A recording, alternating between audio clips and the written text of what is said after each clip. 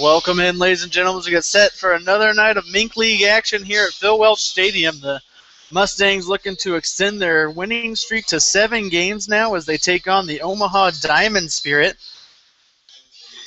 The Mustangs' last loss came Sunday, June 29th down in Nevada, 4-3. Since then, they've been on a tear, winning 6 in a row, and they're looking to get to 7 tonight.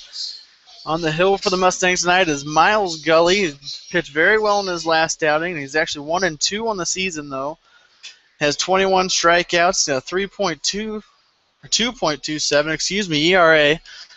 So he's looking to extend those numbers tonight as we have the starting lineup for the Diamond Spirit. Batting first is number 5, Darius Knight. Batting second, number 32, Dylan Steyer. Batting third, number 29, Wes Todd. Batting fourth, number 8, Max Carter. Batting fifth, number 13, Harrison Crawford. Batting sixth, number 16, Creighton Wilkie. Batting seventh, number 38, Tyler Wolf. Batting eighth, number 4, Quentin Urban. And batting ninth is number 3, Tandon Dorn. As Knight gets set here for action, as waiting for the play ball call. As I said, Gully looking to extend his good season so far, looking for that second win as he throws a nice fastball in there for strike number 1.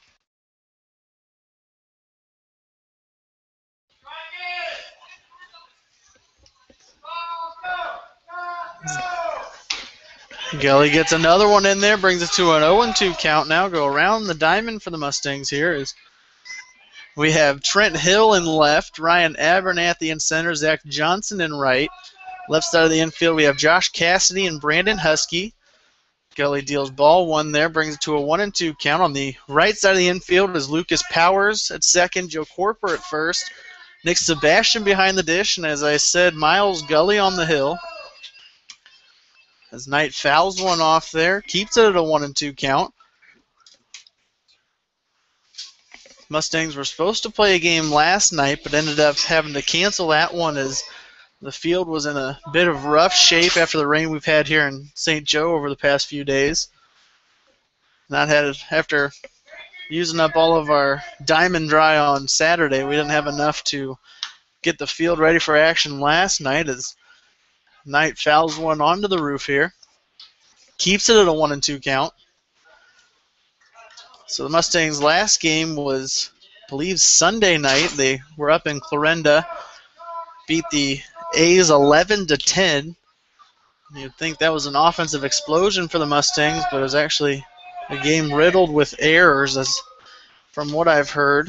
I believe the A's had 3 errors in that one. Scored 10 runs on 11 hits. The Mustangs scored 11 runs on 8 hits, and they also had a couple errors in that one. So defense looking to tighten up here. So we have a 2-2 count on Knight. He flies one down the right field line. Corper settles under it, makes the grab for out number 1. That's one away here in the top half of the first. That brings up the right fielder Dylan Steyer to the plate.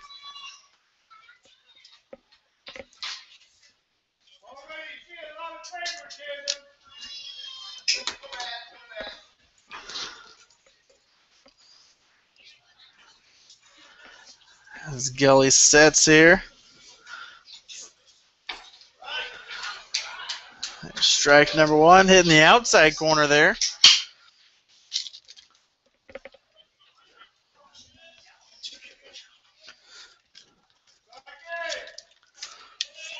There's strike number 2, hitting the inside corner there. So he's working the plate quite well here in the early going.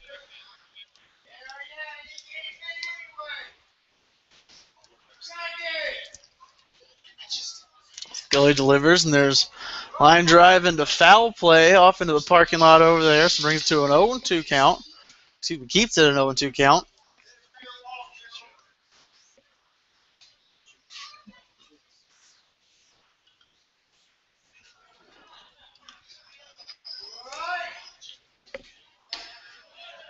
Just missing the outside corner. Keeps it, or brings it to a 1-2 count now.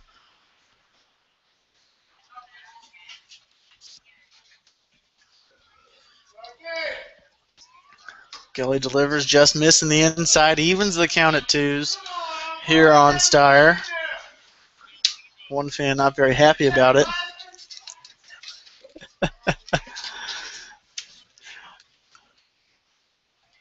Doesn't like the way the ump's calling this game so far, but it's a foul tip. Keeps it at a 2-2 count. Red Tracy up here in the booth. Cameraman Chucky Kemp tonight.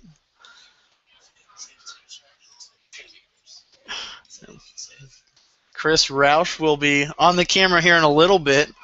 So it's Chucky for now. As Gully deals high there, brings to a 3-2 count. I believe Chucky will actually be taking over for me as well during the middle innings. And I'll be back to close out the game here tonight.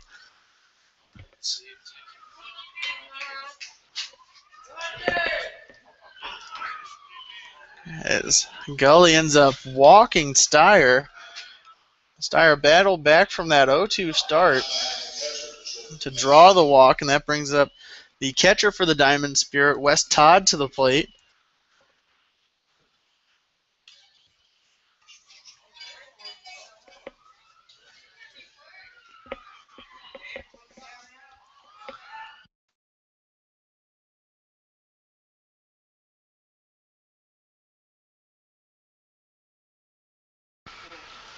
As Gully delivers here, just hit the inside corner. Brings it to an 0-1 count now.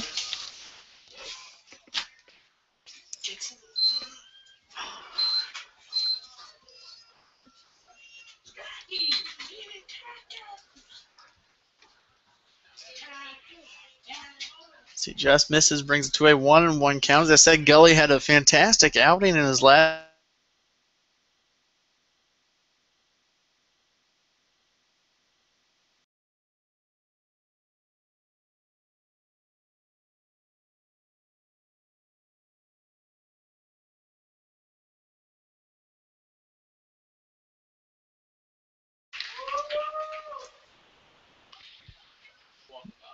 That's not. Oh, yeah. Sorry about that. A little technical difficulties up here. But as I said, Gully went 7 innings. He checks on Steyer at first there. Back in time. He went 7 innings in his last one. I believe 8 or 9 strikeouts in that one. So really good outing for Gullies. He looks to duplicate that here tonight. Deals just inside. Evens the count at 2s here.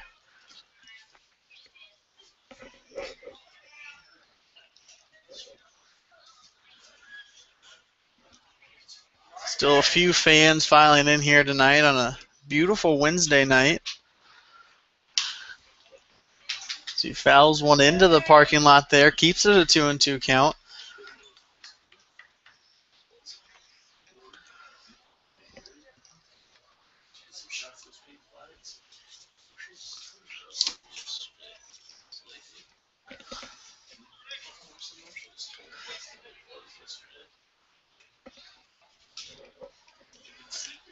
Gully set to deliver here. Todd grounds one foul down the third baseline, so stays at 2-2. He'll hop in the back box and we'll get ready to do things again here. Still one away here in the top half of the first.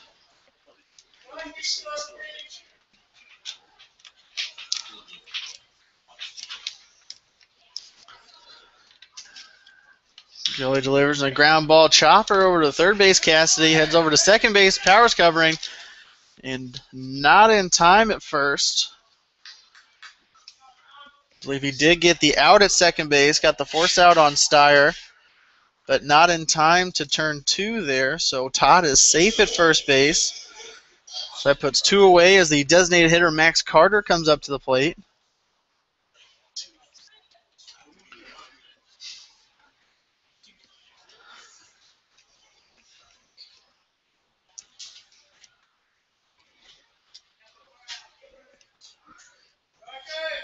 Gully delivers, hits the inside corner, brings to an 0-1 count. Nice breaking piece by Gully.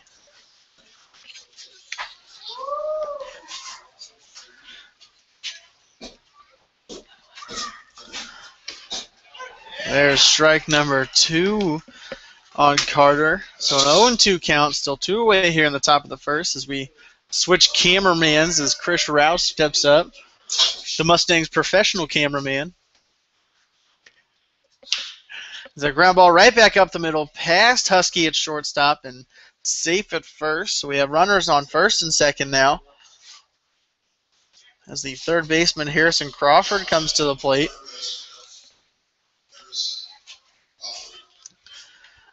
Kelly's starting to work into a bit of a jam here, 2 away, so he'll look to get out of this one as Crawford's getting ready to step in the box here.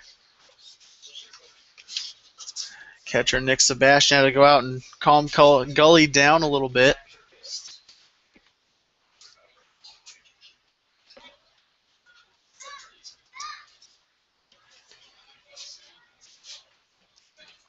Gully sets, takes a long look at second base.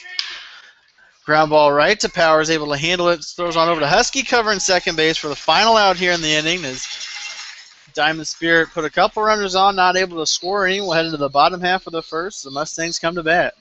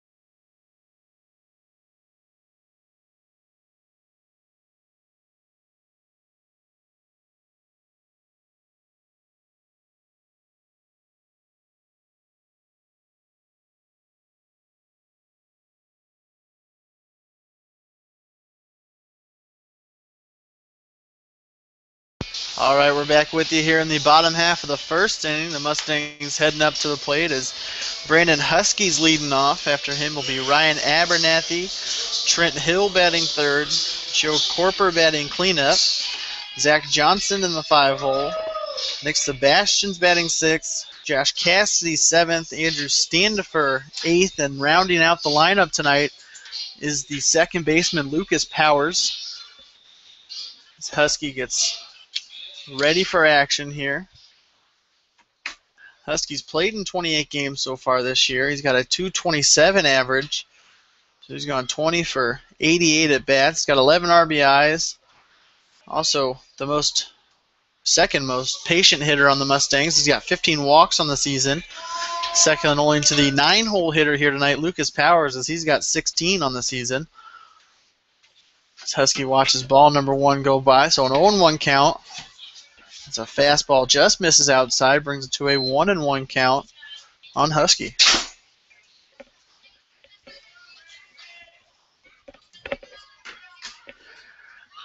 McManus deals a ground ball right back to him, on over to Wilkie at first base for the first out here in the inning.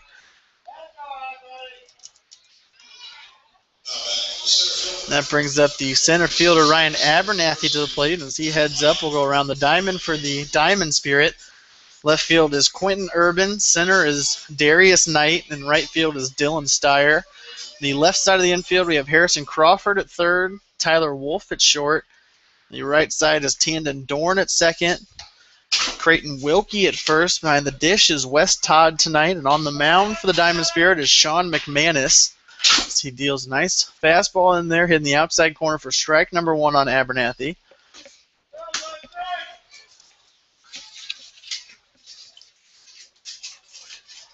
McManus deals a swing and a miss there from Abernathy. Brings to an 0-2 count. So you couldn't tell right there, Abernathy is the best hitter on the Mustangs team so far this year. He's played in 32 games, gone 37 for 111 at bats. That's a .333 average. So you watch his ball number 1 go by. Also 23 RBIs, leading the team in that category as well. And 15 stolen bases, leading the team there as well. So an all-around player for the Mustangs in the 2-hole here tonight, as he's proved all season. As he watches ball number 2, brings it to an even count at 2-2 now.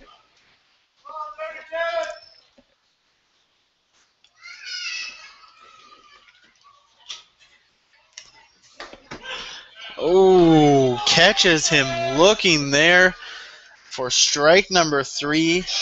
And that's the first 2 down in order here for St. Joe as Trent Hill, the left fielder, comes up to the plate.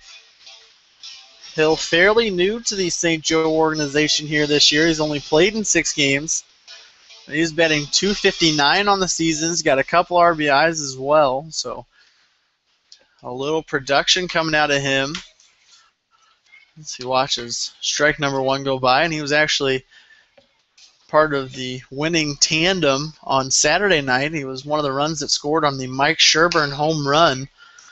Landed past the second wall in left field for the first home run by a Mustangs player this year here at Phil Welsh Stadium. The only other home run is bench coach Johnny Coy hit one in the Mustangs alumni game.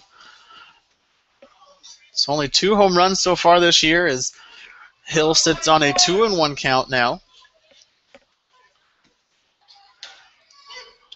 Watches strike number 2 go by, evens the count at 2s.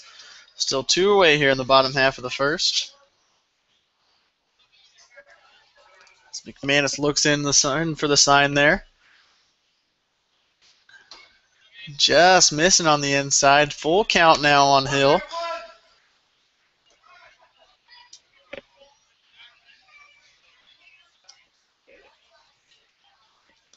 McManus deals, and Hill fouls one out of play down the left field line.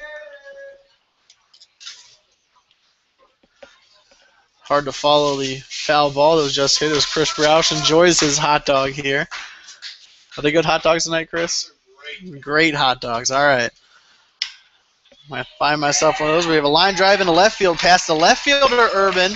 Hill rounding first, heading over to second base, and slides on in for a double here as he looks to get a 2-out rally going for the Mustangs. We got the big man Joe Corper coming up to the plate now. That was a fantastic piece of hitting by Hill as he was down the count, worked his way back to a full count, ended up lining one into left field past Urban. So a nice double for Hill as Corper comes up to the plate looking for his 18th RBI of the season.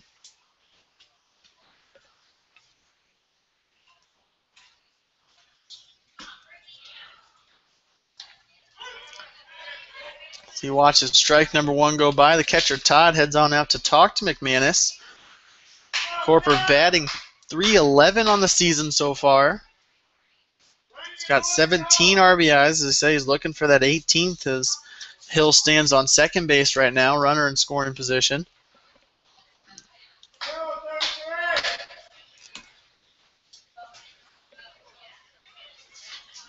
As McManus deals a nice little slider there for strike number 2. So an 0-2 count on Corper. He looks to avoid being the last out here in the inning.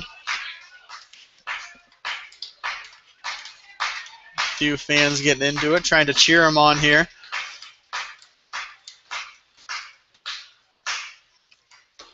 So he watches another slider in there for strike number 3. As the pitcher McManus catches 2 Mustangs looking. That's 2 strikeouts on the inning. So Mustangs have that double from Trent Hill to avoid going down in order As we head to the top half of the second, still a 0-0 tie.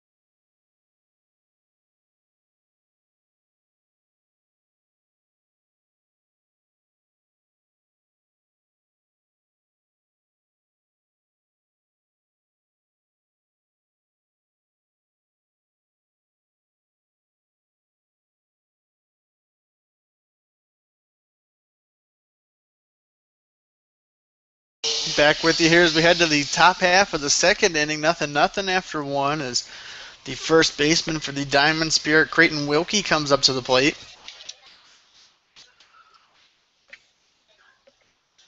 Diamond Spirit put the Mustangs in a little bit of trouble in the first inning, but the Mustangs were able to work out of it as they forced Harrison Crawford to ground into a fielder's choice to end the inning. Gully deals strike number one there. It hits the outside corner. Nice little curveball for him there. Brings it to an 0-2 count.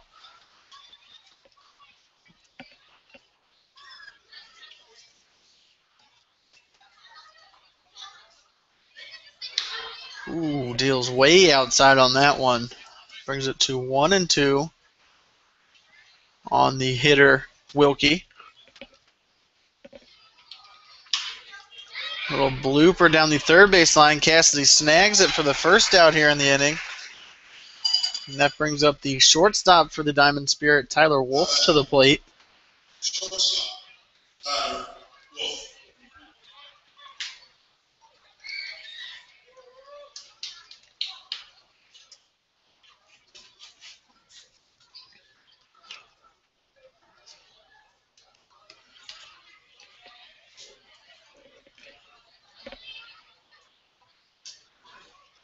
Gully delivers and just misses the outside, bring to a 1-0 count. That said, the Mustangs on a 6-game winning streak here right now as they beat the Clarinda A's 11-10 on Sunday. There's strike one hitting the inside corner. On Saturday night, we ended up playing the Nevada Griffins. It was a hard-fought contest as just a couple runs separated them on that one. Mustangs got the 3-1 win. As I said earlier in the broadcast, Mike Sherburne hit a 3-run bomb down the left field line and over both fences out there for the first home run by a Mustangs player this year.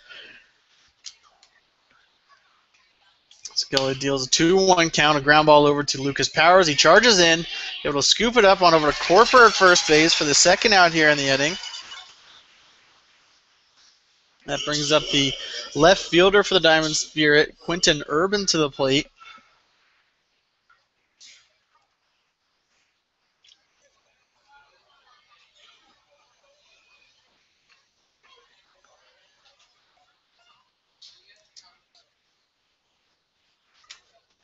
So 2 up, 2 down here in the top half of the second so far, and we'll look what Gully can do against Urban here as he fouls one back to the fence. Like it kind of hit off the catcher, Sebastian, so taking a little extra time before this next pitch.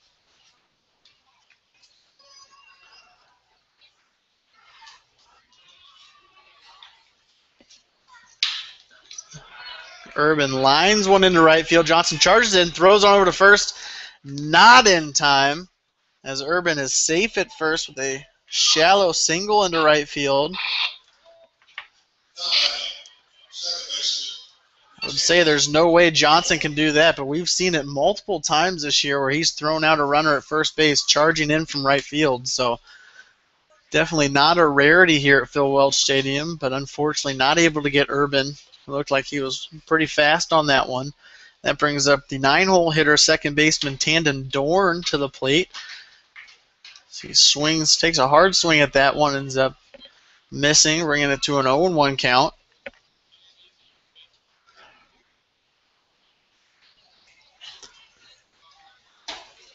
Scully just missing outside there, so a 1-1 count. We'll see if he keeps an eye on Urban at first base, or if with 2 away here, he's just worried about getting the hitter out, which is something I would recommend. He deals just inside there, brings it to a 2-1 count on Dorn.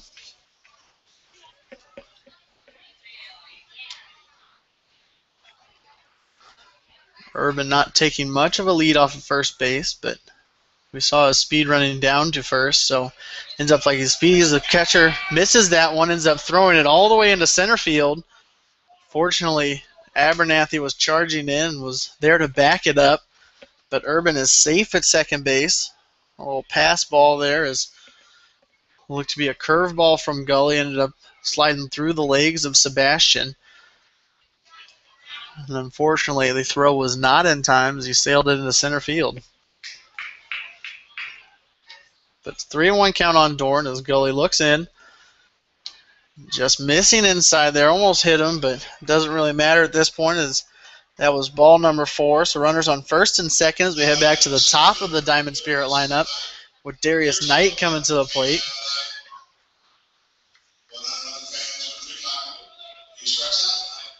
Fans will be rooting for a strikeout here as he just said that he is the Taco Bell K-Man of the night. So if he strikes out, 100 lucky fans get free tacos from Taco Bell as the runner takes off for third base and safe at third base with no attempt there from Sebastian. So runners on the corners now. It's a 1-0 count on Knight. Knight 0 for 1 so far here in this one as he flew out to Corper down at first base to lead off the game.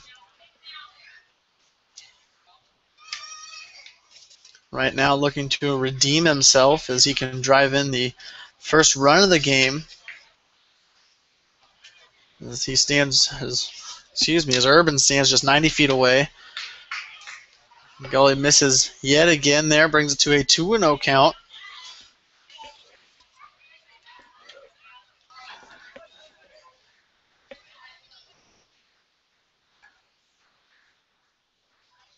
Gully deals here, and a high fly ball goes into foul territory. Catcher Sebastian settle under it. Oh, my goodness. Okay. He missed that one, but seems to be a bit of miscommunication there behind home plate as Corper was also charging in. Ends up blocking Sebastian from getting that one. So ball went in and out of Sebastian's glove, fell to the ground, so just a high strike. Brings it to a 2-1 count on Knight.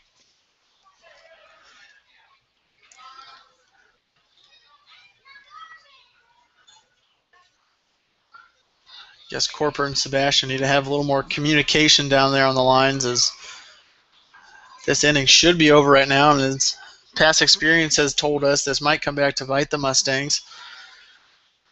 As there's a line drive into left field, and able to snag it is Hill. Fortunately, not getting over his head there as there's the final out here in the inning. We'll head to the bottom half of the second, still knotted up at zeros.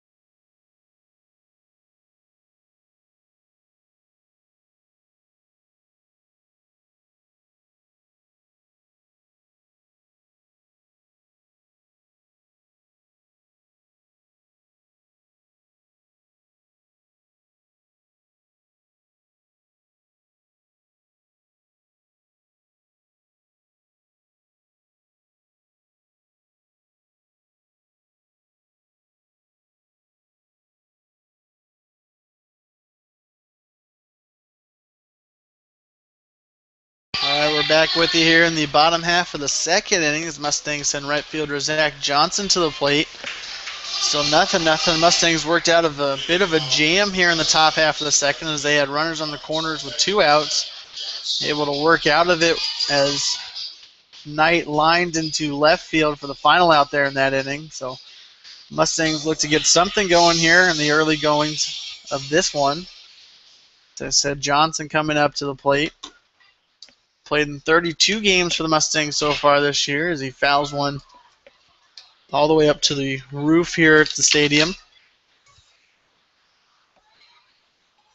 He's batting .246 on the season. He's gone 28 for 114. He's also got 19 RBIs on the season, so just 28 hits, but very productive as he sits in second, or tied for the second most RBIs so far this year. Unfortunately, not an RBI situation for him as he sits on a 1-1 count here. Leading off this inning, a swing and a miss there brings it to a 1-2 count.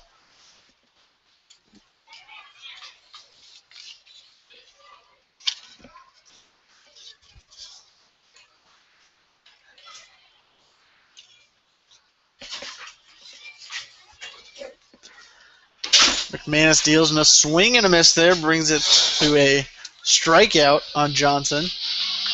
So there's the first out here in the inning. Johnson goes down on strikes as the catcher Nick Sebastian comes up to the plate.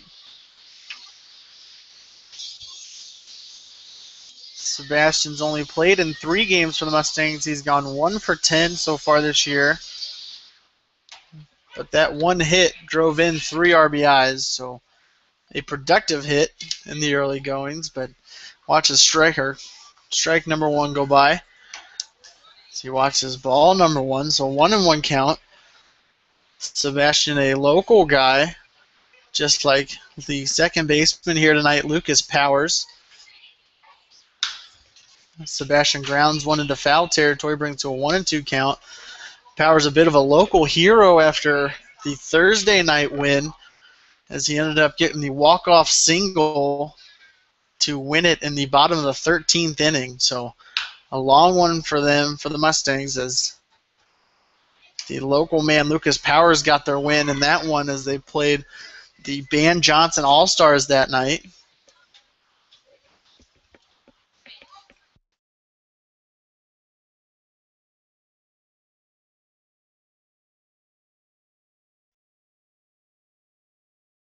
Sebastian lines one down the left field line, ends up going foul. That keeps it at a 1-2 count on him.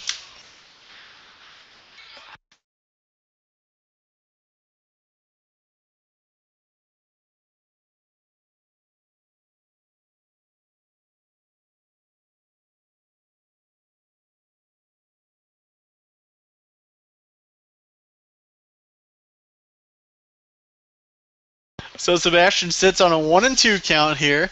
Still 1 away in the bottom of the second as McManus deals outside there, brings it to an even count at 2-2.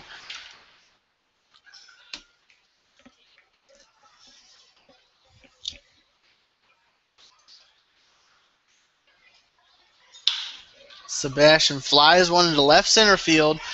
And the center fielder, Knight, with a long run on over there, makes the grab for the second out here in the second inning.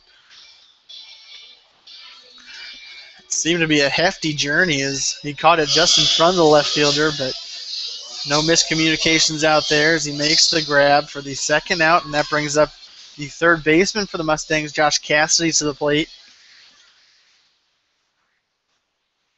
Cassidy's played in 19 games for the Mustangs. The swing and a miss there brings it to an 0-1 count. He's batting .195 on the season. He's got an RBI and 12 walks so far this year. So very patient hitters. He's not showing that here with another swing and a miss. Nice breaking ball by McManus brings it to an 0-2 count.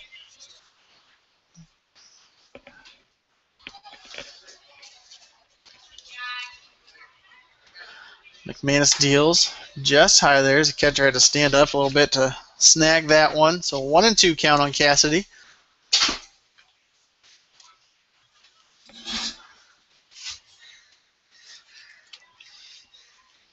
McManus deals in the dirt, evens the count at 2s.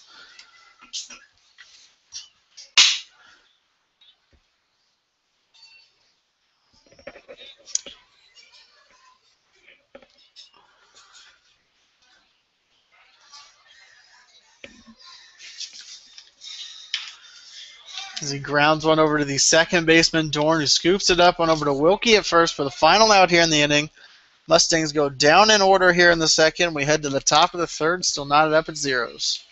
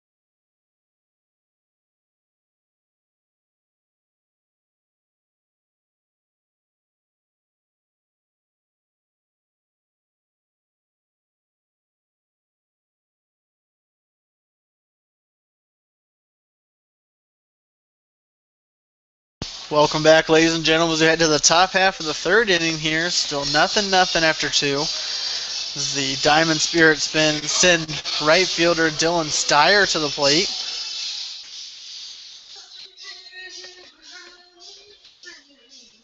Steyer went down in the count in his first at bat to an 0-2 count. Ended up battling back to get the walk for the second batter of this game. As Gully deals, and there's a foul ball for strike number 1.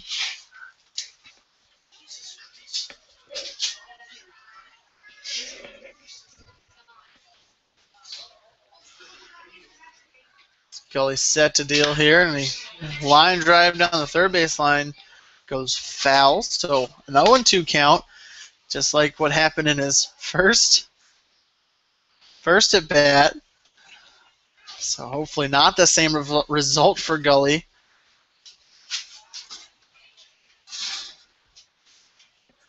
So he deals outside for ball number 1. So 1-2 count on Steyer.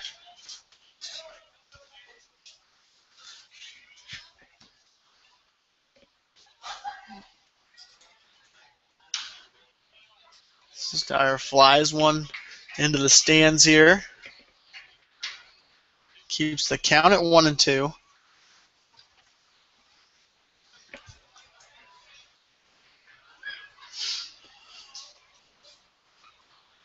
They swing and a miss from Steyer, strikes him out for Gully's first strikeout of the game, his 22nd on the season so far. That brings up the catcher, Wes Todd, to the plate.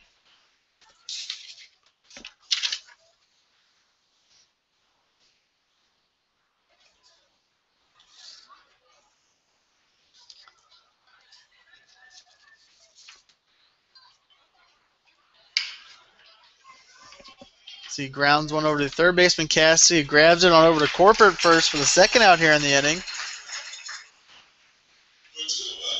There might have been a lineup change before the game, as that was actually Jordan Van Atta. He's catching tonight, not Wes Todd, so apologize for that one. That brings up the designated hitter to the plate, Max Carter. Carter 1 for 1 of the night. He had a single in the first inning.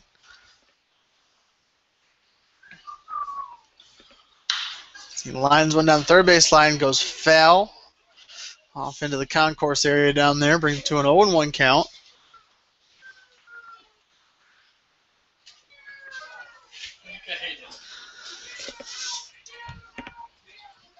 As Gully delivers here. Nice breaking ball in there for strike number 2. So an 0-2 count as he looks to set the side down in order here. the top half of the third.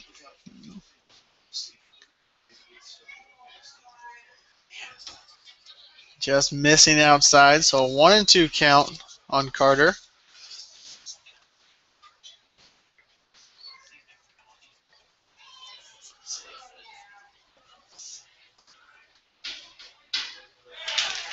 There's a breaking ball in there for strike number 3. A swing and a miss by Carter brings it to a strikeout for him. Gully's second of the game as he sets the side down in order in the top of the third. We'll be back for the bottom half of the third as the Mustangs come up to the plate.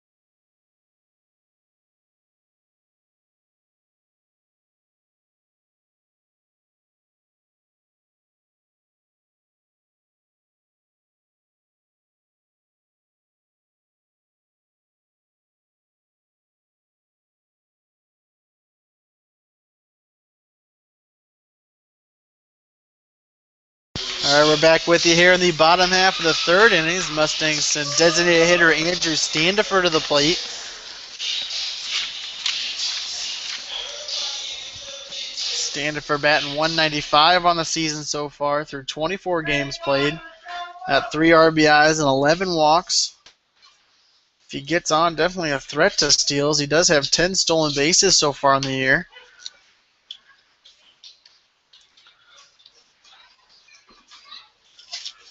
He watches strike number 1 go by. So an 0-1 count. 0-2 count now as he watches strike number 2. Looking to avoid his 26th strikeout of the season. He stays it off for another pitch coming here. He fouled that one off. So an 0-2 count on Standifer. So he looks to get things started here in the bottom half of the third. Grounds one down the line. Ends up going foul there, so keeps it an 0-2 count.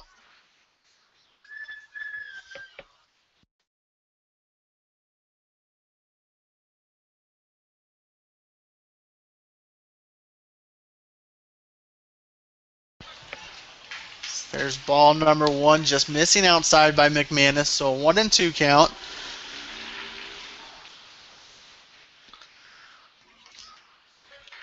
So McManus deals low to even the count 2s.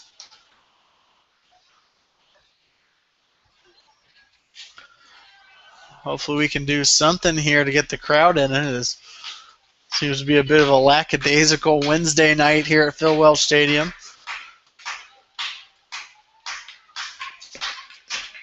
There's at least one getting into it, as he always does. But there's ball number 3, brings to a 3-2 count on Standifer. So he's looking to battle back here. Hopefully drawing that walk, but just hitting the inside corner on a nasty breaking ball by McManus. As Standifer strikes out to lead off this inning. That brings up, as I said earlier in the broadcast, the hero from Thursday night, Lucas Powers, to the plate. Powers with that walk-off single in the bottom of the 13th inning to beat the Van Johnson All-Stars on Thursday. As he watches strike number 1 go by. Not a heroic situation for him here, but a hit would be nice. A hit would be nice. But he watches strike number 2 go by, so an 0-2 count. He lines one, little fly ball out into center field. Knight settles under it, makes the grab for the second out here in the inning. We'll go back to the top of the lineup for the Mustangs as Brandon Husky comes up to the plate.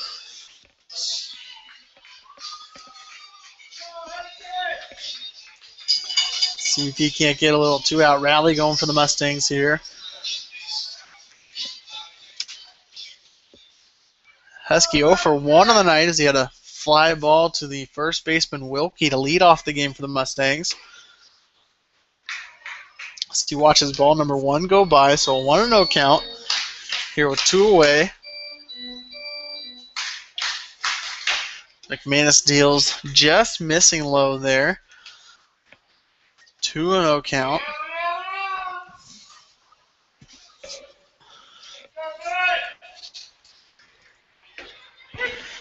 McManus deals nice breaking ball in there for strike number 1. So 2-1 count on Husky. Hopefully he gets something going here for the Mustangs as watches ball number 3. Maybe he draws a walk and take any kind of base runners right now. So he grounds one to the second baseman, Dorn, scoops it up on over to Wilkie at first for the final out here in the inning. As the Mustangs go down in order here again in the bottom half of the third. We'll head to the top of the fourth as Gully sets on to take on the Diamond Spirit.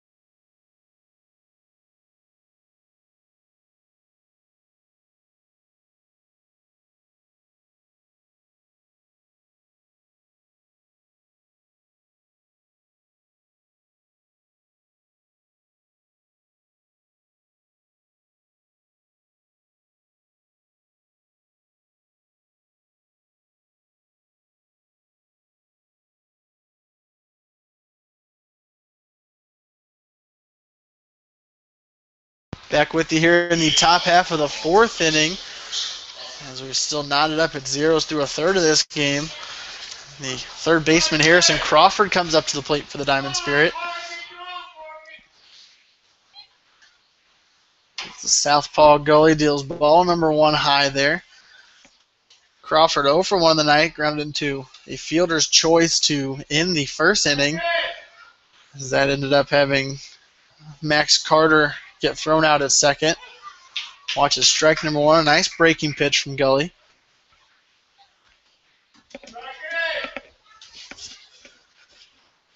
One on 1 count on Crawford. See what Gully can do here as a line drive into left field falls in there for a base hit to lead off the fourth inning here. The Diamond Spirit's third hit of this game. That brings up the first baseman, Creighton Wilkie, to the plate.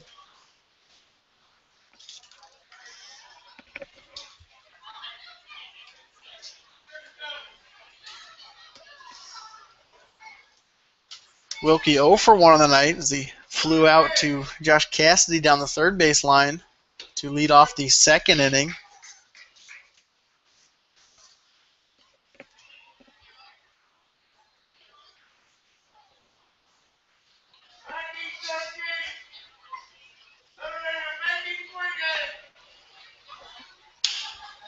He grounds one over first base. Corporate throws one over to second. Husky covering safe at second base as the throw pulls Husky off the bag. So first and second for the Diamond Spirit here.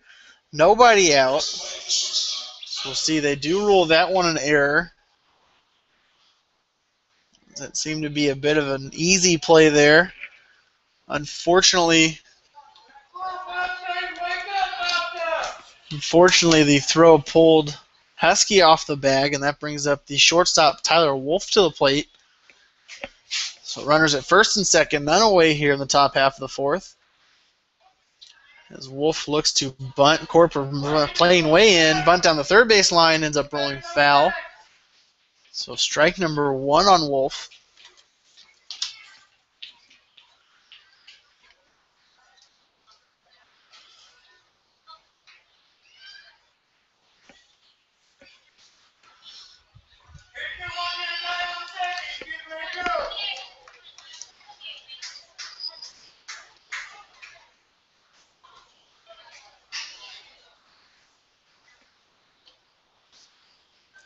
Corper shading way in here.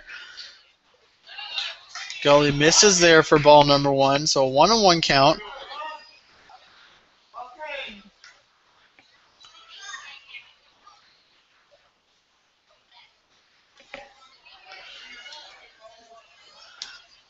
So we got runners on first and second here. Lays down the bunt just in front of the plate. Gully picks it up, throws it over to Powers covering first, and out at first base for the first out here, but the runners at second and third are safe. So that puts two in scoring position now.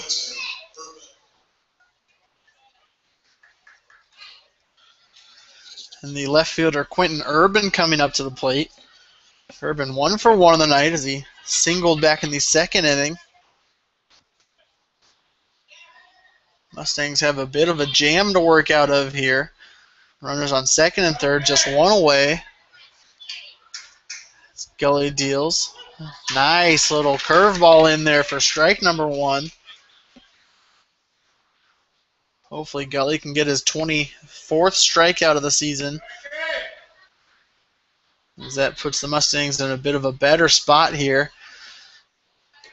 He deals outside there, brings it to a 1-1 count.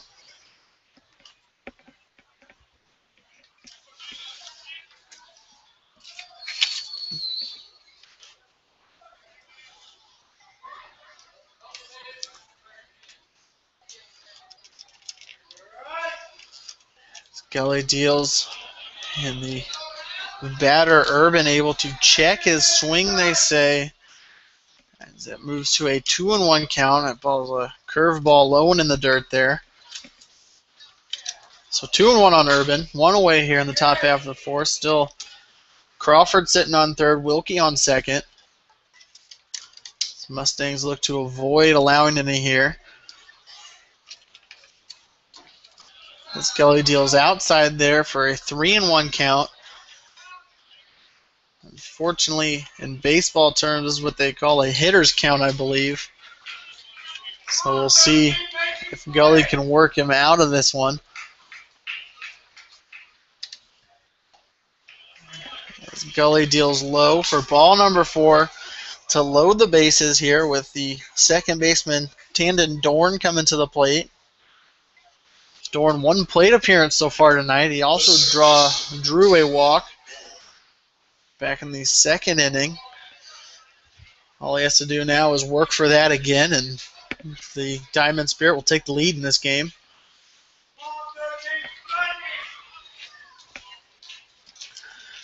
Gully deals just high, I guess, for ball number one. Looked to me like that was a nice little breaking piece. That ended up falling in there for a strike, but umpire has a better eye line than I do, I guess. So he called it a ball, and there's a swing and a miss by Dorn for strike number one.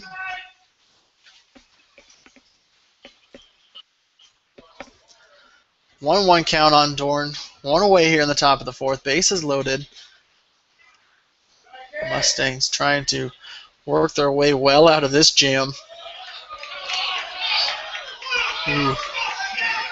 Fans extremely upset with that call, as that is a 2-1 count now, and quite a few fans yelling at the umpire, unfortunately, for him. As Gully deals a fly ball down the right field line, ends up trekking onto the right field picnic area over there. For strike number two, evens the count at twos. the picnic area available all season for birthday parties. Ooh, Yeah, that's good. we'll throw a little promo in there. All you have to do is set that up. It's called the Mustangs front office. What's that number? I believe it's 816-279-7856. Easy as that. As Dorn fouls one off. It's probably going to be me answering anyways, so. You have great customer service. You get to talk to Red Tracy, so there's nothing better than that. Red.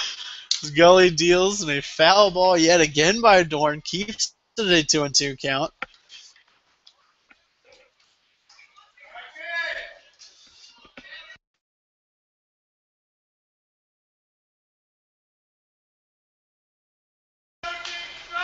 Dorn taking a little time between pitches here as stepped out of the box for a little bit, but he's back in, and we'll see what Gully can do. Play a nice breaking ball. There's one as ground ball over to Cassidy. Out at home.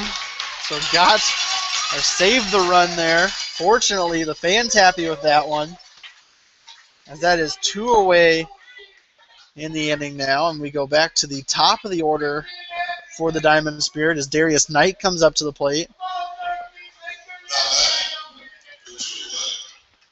Mustangs just 1 out away now from working out of a bit of a pickle they tossed themselves into. Knight 0 for 2 so far here. As he watches strike number 1, a nice curveball by Gully. It's up getting in there, so 0-1 to count on Knight. He's got a couple flyouts so far. We'll see if the fans can get some free tacos, if Gully can strike him out here. He just misses, so 1-1 count. It looked like Knight was trying to lay down a bunt there for some reason. Apparently feeling that he has the wheels to pull it off. Although all they have to do is just flip it to Sebastian covering home. So I don't really see the point in laying down a bunt, as there's a swing and a fly ball into right field. Johnson settles under it and out for the final out here in the inning. Third fly out of this game for Knight, and the Mustangs worked into a bases-loaded jam, but then worked themselves right back out of it, and we'll head to the bottom of the fourth.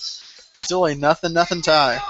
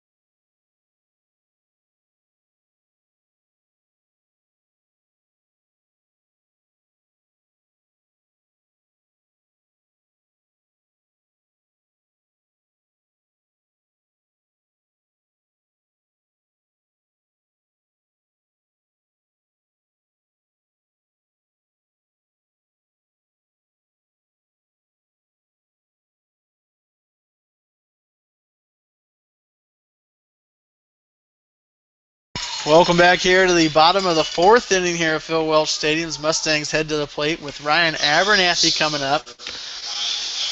Abernathy sitting 0 for 1 on the night as he struck out looking for the second out in the first inning. McManus deals low there for ball number 1, and I was told that Chucky was going to take over for me for 4, 5, and 6, but he is having fun out there. As he sits out there with a couple other people doing a whole lot of nothing. So we got him back for what happened to me on Friday night, as they caught me doing nothing on the party deck. So there we go. All right. We're even now, as we have a 1-1 count. on Abernathy. So there's 2-1 as he watches a breaking ball in there for ball number 2.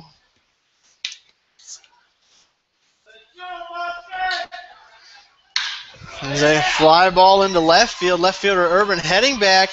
And off the wall it goes. Abernathy heading on over to second base for a stand-up double to lead this one off.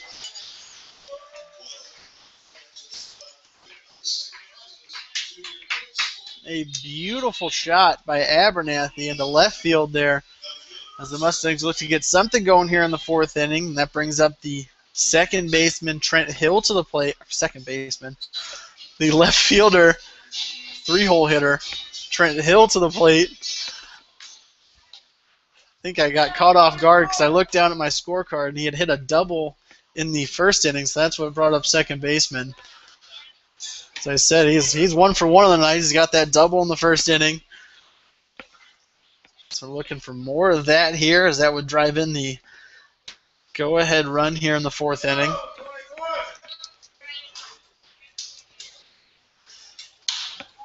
He fouls one off down the left field line. Just behind the bouncy house down there. So 0-2 count on Hill.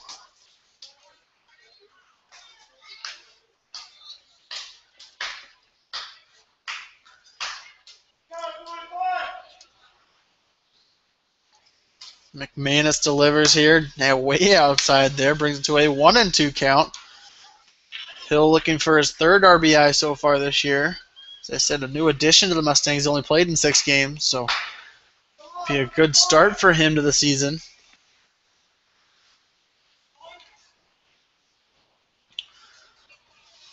We have time called. See quite a few fans with nachos around the stadium as tonight is Life's a Beach night. Yes. Here at Phil Welch, we have $2.50 margaritas and $1 nachos all night. As Hill watches strike number 3 go by for McManus's 5th strikeout of this game. Wow. So 5 strikeouts through 3 2/3 so far for McManus. As he has that nasty breaking pitch that he's been throwing all night to catch the hitters looking, as it did for the new hitter, Joe Corper, back in the 1st inning. Caught him looking to strike him out to end that one. As he watches yet again for an 0-1 count.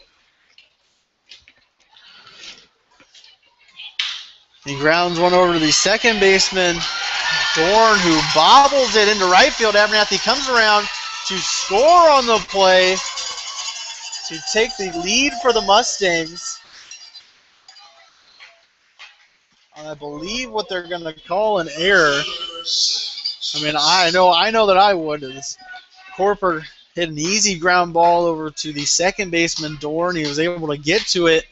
Ended up bobbling it, botching it a little bit. It went into right field as Steyer moved in. But Abernathy, with all that speed, was able to come around from second base to score on the play. So the Mustangs take a 1-0 lead here in the bottom half of the 4th. And Corper stands on first. As I see on the scoreboard, they did rule that one an error. Definitely agree with that call as the hitter Zach Johnson now watches strike number 1 go by.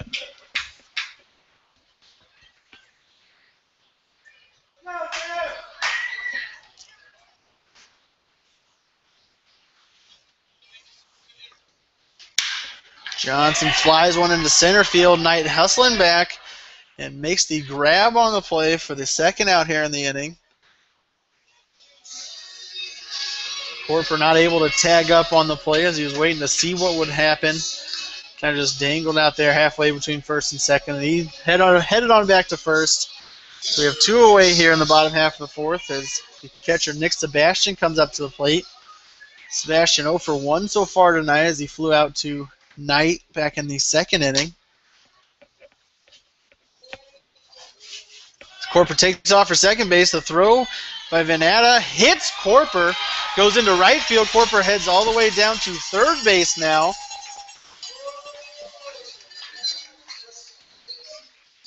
because I believe that throw would not have been in time, but ended up bouncing off the small of Corpor's back and went trickling into right field. So Corper hopped up from the slide and headed on over to the third base.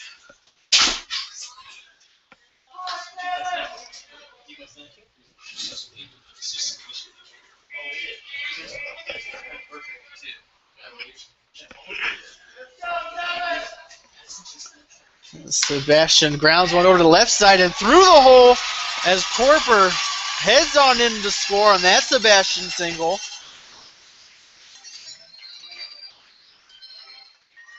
The Mustangs now plate 2 here in the bottom half of the fourth as third baseman Josh Cassidy heads up to the plate. A good hit by the catcher Sebastian. Ended up getting just through the hole between Wolf and Crawford at short and third. Now Cassidy steps up to the plate 0 for 1 on the night. So he grounded out to the second baseman Dorn to end the second inning. Watch the strike number 1 go by there. A lot of trouble here in the fourth inning for the Diamond Spirit as they sailed through 3 innings fairly easily. But now allowing 2 runs so far in this one as Cassidy fouls one back to the fence. So an 0-2 count on Cassidy. 2-away here in the bottom half of the fourth. Mustangs have scored 2 runs so far.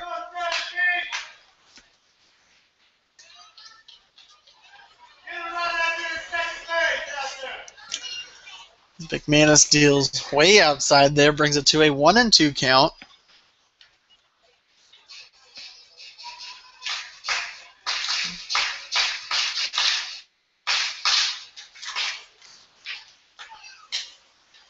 McManus checking on Sebastian over there at first base, but back in time is Sebastian.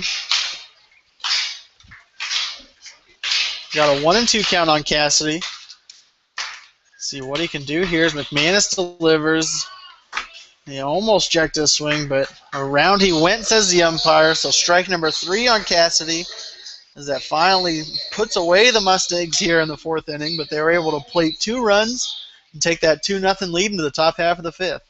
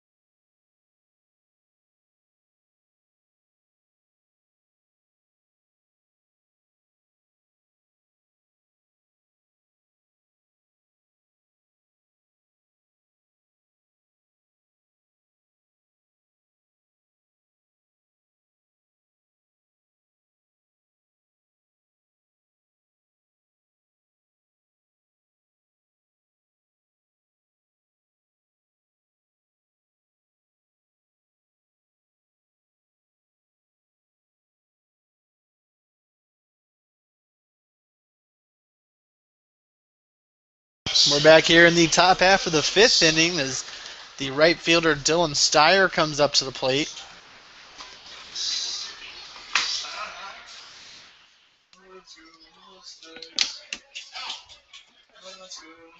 Steyer 0 for 1 on the night. Had a walk back in the first inning, ended up striking out to lead off the third inning. We look for more of the same from Gully here.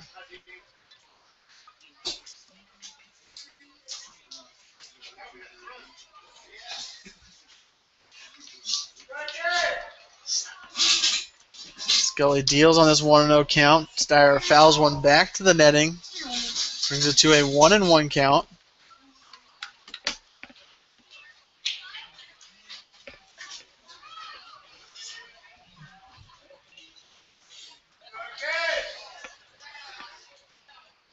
Kelly's set here as he deals a big breaker in there for strike number 2. So 1-2 count on Steyer as he looks to be Gully's third strikeout victim of the night.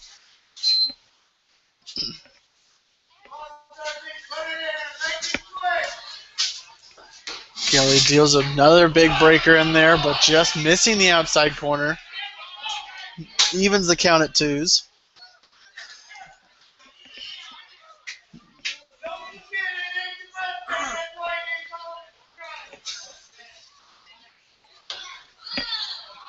Kelly misses again to bring the count to full here.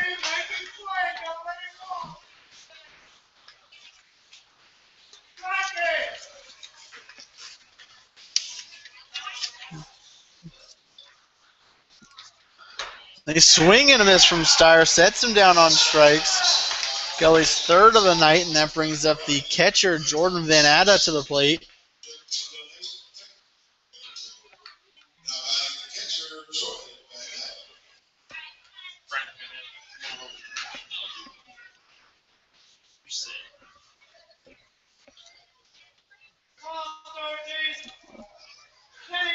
Van Atta 0 for 2 on the night.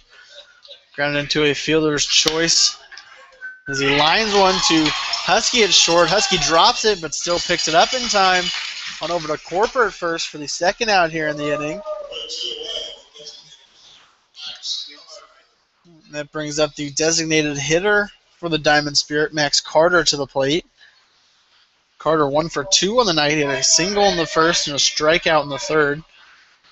Just looking to see what he can do here. I'm guessing that's firecrackers in the background. I'm not. No, I think someone's tapping on the bleachers. Nope, somebody's just tapping away. They line drive into center field. Abernathy charging in, makes the grab for the final out here in the inning.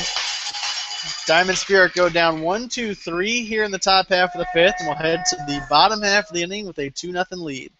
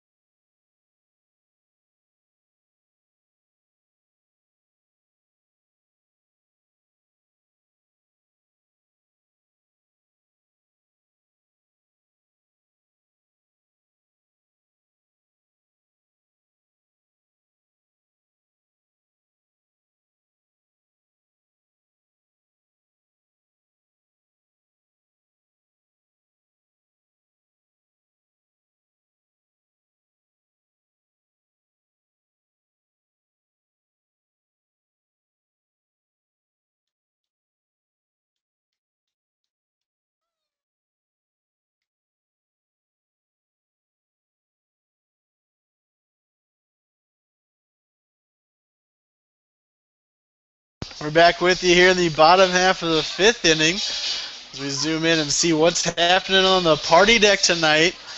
A great place to watch a game here at Phil Welch Stadium. Personally, my favorite seats in the house is I actually got the chance to watch a little bit of the game there on Friday night. So always a fun place for any group outing you may be having. Call on up. We got a few home dates left this year. What's that phone number? We have a ground ball by Standifer, botched over there by Dorn at second base, so safe at first is Standifer. I believe what they're going to call another, they put it on the board. There's the second error of the night on Tandon. Dorn at second base allows Standifer to be safe at first and brings up the 9-hole hitter, second baseman Lucas Powers, to the plate. As I said earlier in the broadcast, Powers the hero on Thursday night. See, as he won the game with a walk-off single in the bottom of the 13th, ended up the next night on the 4th of July, had a 14-inning game as McManus checks on Standifer at first again, but back in time he was. So saying we had a 14-inning game on the 4th of July, ended up having strike number one, I believe. Help me out here, Chris. Who won the game for us on? Mr. Sherburne. Was that Sherburne? That's what I was thinking. All right. Mike Sherburne hit the game-winning hit in the bottom of the 14th inning that drove in Francisco Alvarez to win the Mustangs the game against the Sedalia Bombers. A big league win is right now the Mustangs are tied for first in the North Division with the Chillicothe Mudcats. But I know that we do have, I believe, 4 games against them coming up in the last 2 weeks of the season here, and plenty of league games. Standifer takes off for second base. A ground ball by Powers over to short. He's able to pick it up, throw it over to Wilkie for the first out here in the inning. That puts Standifer on second base. We head to the top of the lineup with Brandon Husky coming up to the plate. Husky sits at 0 for 2 on the night. He's got a couple ground outs in this one, so he's looking to get his night going.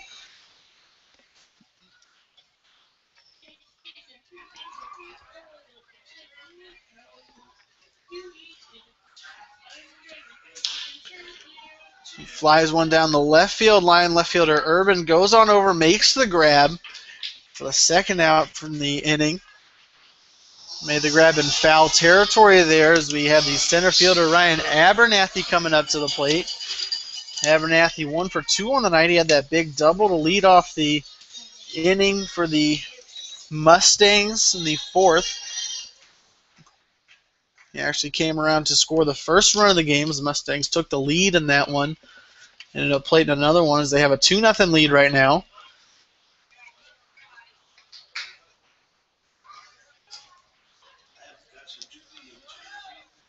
Saying we do have 4 games against Chillicothe, who the Mustangs are tied with right now in the top half of the North Division. I believe we have 17 league games left. We have a fly ball into left field, heading on back, and hits the wall with another double for Abernathy as Standifer comes around to score. The 3rd run of the game for the Mustangs as Abernathy did exactly what he did in the 2nd or the 4th inning. Hits that double off the left field wall.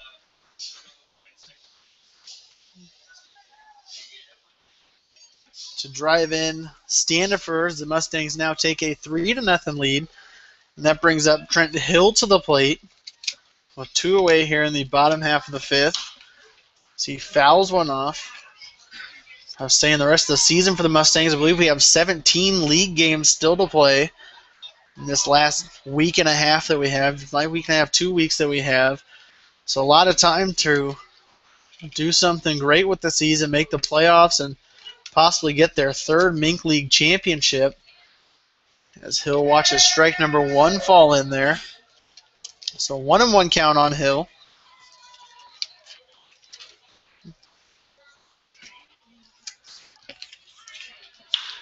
We have a fly ball into right center field, both of the fielders converging on it, but Knight calls off Steyer out there in right center for the final out here in the inning. But the Mustangs able to plate one on a Ryan Abernathy double, so they take a 3-0 lead into the top half of the 6th.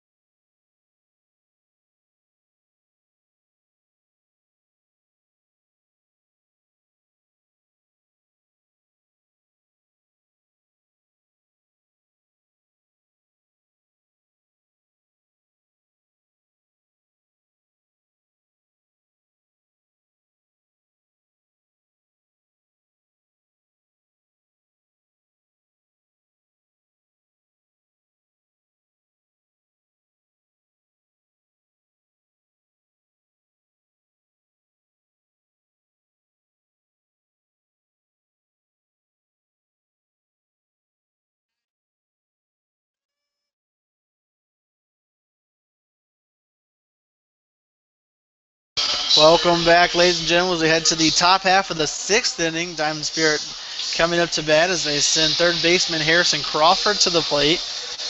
Crawford 1 for 2 on the night so far. He has that single in the 4th inning. Also grounded into a fielder's choice to end the 1st inning. So see what he can do here as Miles Gully is still on the hill for the Mustangs. And this 3-0 lead they have. So looking to put them away here.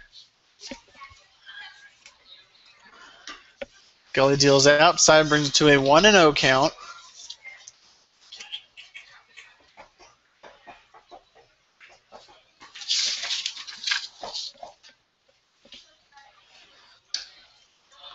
Gully deals outside, brings it to a 2-0 count on the hitter Crawford.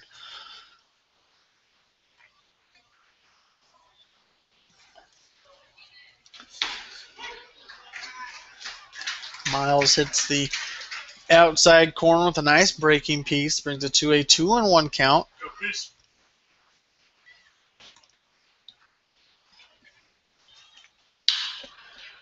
So foul ball down the right field line, heads into the concourse down there over the restroom. So a even count now at 2-2. Mustangs, after this one here tonight, will be in town the rest of the week as we play the Clarinda A's tomorrow night. Have double header on Friday and Saturday night. They chop her down the third base line. Cassidy grabs it on over to Corporate first. Almost pulls him off the bag, but he stays on as he is out at first base for the first out here in the inning. And that brings up the first baseman for Omaha, Creighton Wilkie, to the plate.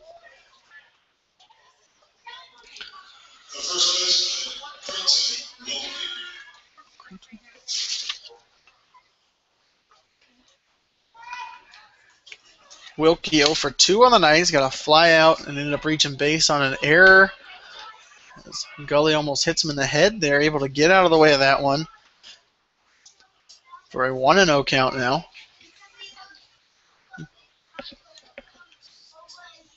And a swing and a miss from Wilkie brings it to a 1-1 count.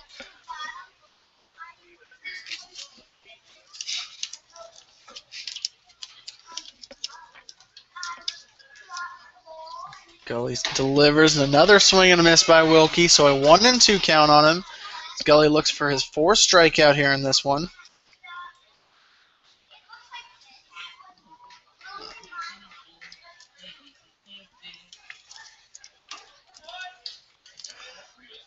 Gully just misses outside, evens the count at 2s here.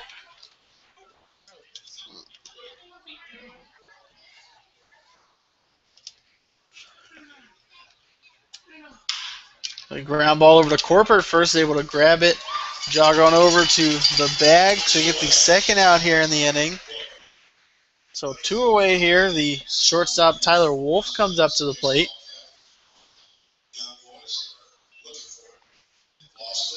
Wolf 0 for 1 on the night as he grounded out to the second baseman Powers back in the 2nd inning. Ended up laying down a sac bunt in the 4th.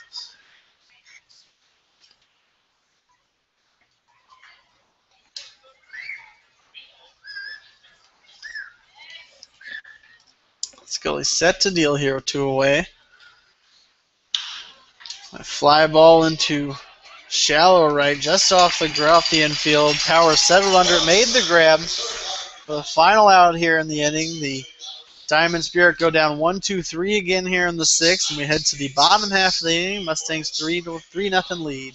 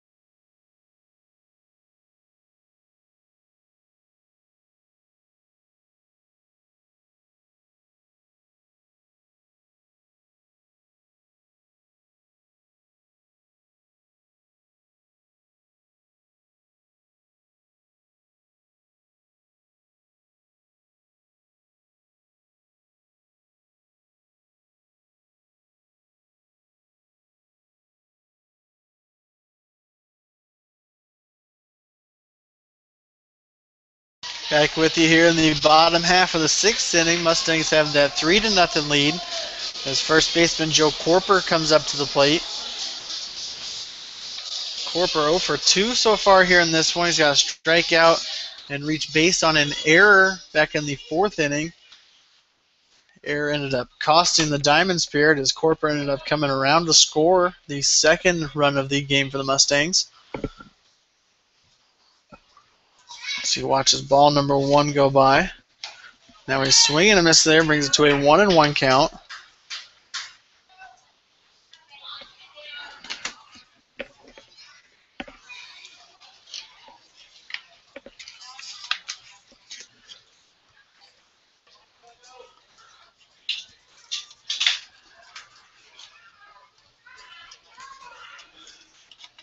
McManus deals and Corper fouls it off there. So 1-2 count on Corper now.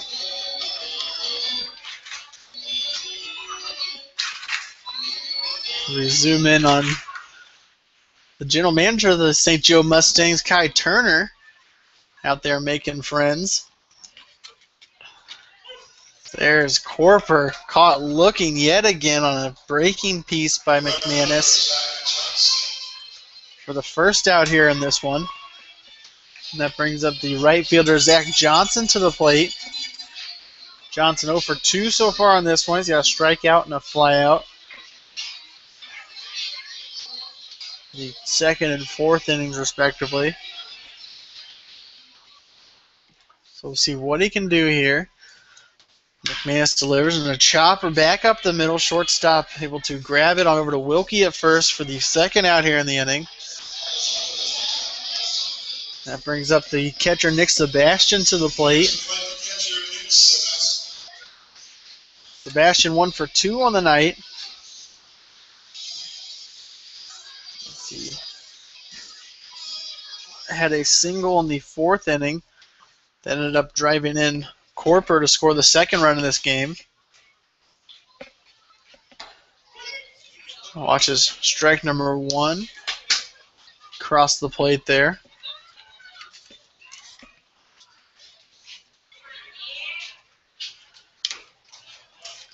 McManus just missing there, brings it to a 1-1 count.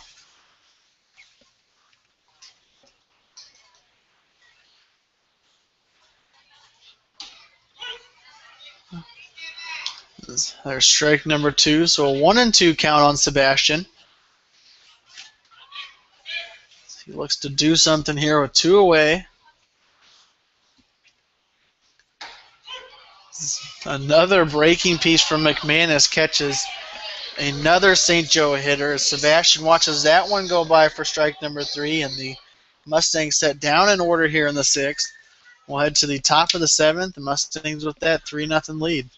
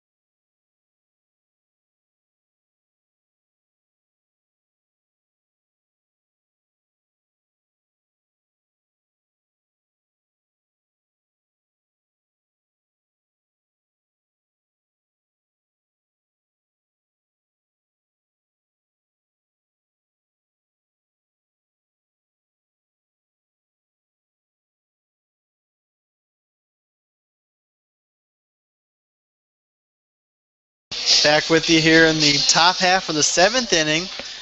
Through 2/3 of this ball game, Mustangs have that 3-0 lead still as the Diamond Spirit send up left fielder Quentin Urban to the plate. Urban 1 for 1 on the night. He had a single in the second inning and actually reached base with a walk in the fourth. So Gully has not been able to retire Urban yet tonight as he deals ball number 1, just missing outside.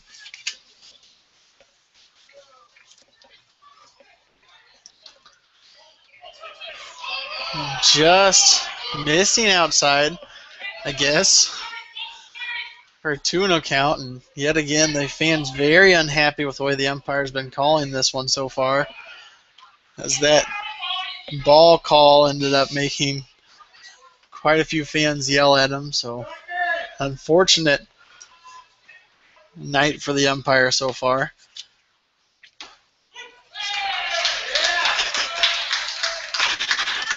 So there's strike number 1, brings it to a 2-1 count. Looked like it hit the same spot as the last one, but who am I to say? I'm not the umpire.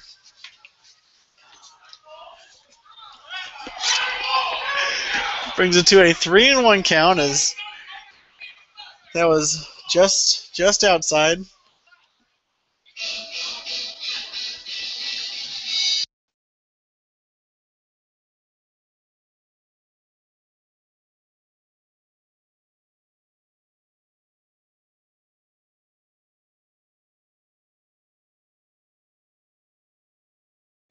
So a 3-1 count on Urban. We'll see what Gully responds with here. Deals a fastball and a line drive into left field over the head of Hill, who came in a little bit but ended up backtracking as Urban rounds second base and thought about going to third. Took a hard turn around second base, but ended up stopping, diving on back for a double in this one.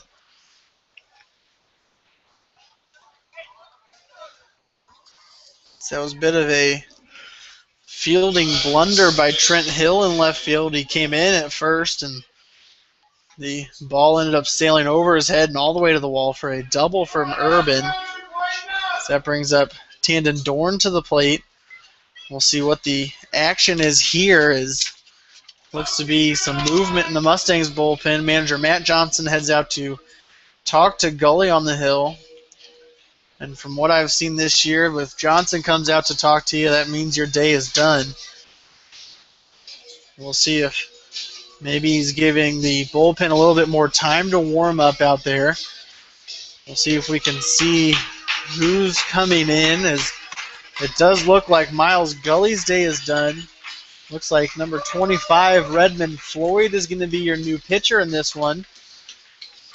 And we'll take a little break as he comes in to throw his warm-up pitches in this 3-0 lead for the Mustangs.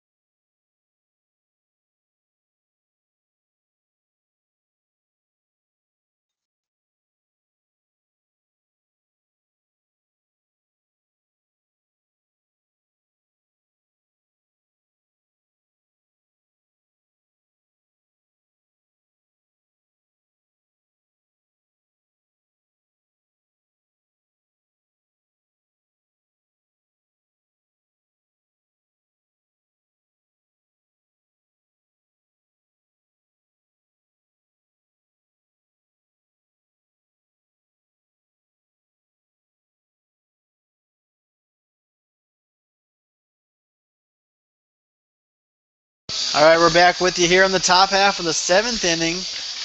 None away here is Urban hit a double off the left field wall, or I guess over the left fielder Hill's head. We have a pitching change for the Mustangs. As I said, Gully's day is done as he goes through a little over 6 innings here. Has 4 strikeouts on the night, ends up giving up 4 hits and no earned runs in this one. They bring in Redmond Floyd as Urban takes off for third base, and an uncontested stolen base there.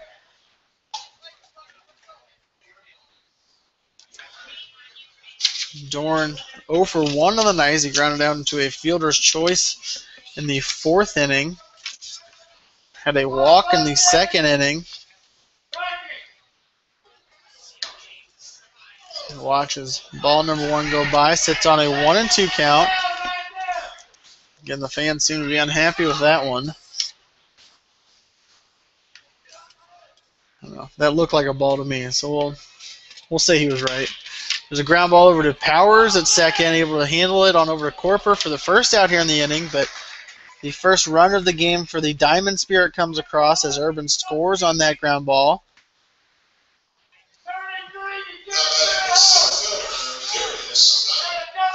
We head back to the top of the lineup for the Diamond Spirit as Darius Knight comes to the plate. He's got 3 flyouts on the night so far, so 0 for 3 on the night for him. As Floyd hits the inside corner for strike number 1. Floyd's thrown in 3 games so far this year, all in relief. He's thrown just 3 2/3 of an inning, ended up getting a win in one of those appearances as we have a ground ball over Corper at first, takes a weird hop off the infield, but still able to handle it as he steps on first for the second out here in the inning. That brings up the right fielder Dylan Steyer to the plate. Steyer 0 for 2 on the night. Only time he's reached base is with a walk in the first inning. Was the victim of 2 of Gully's 4 strikeouts in this one. Floyd deals high there.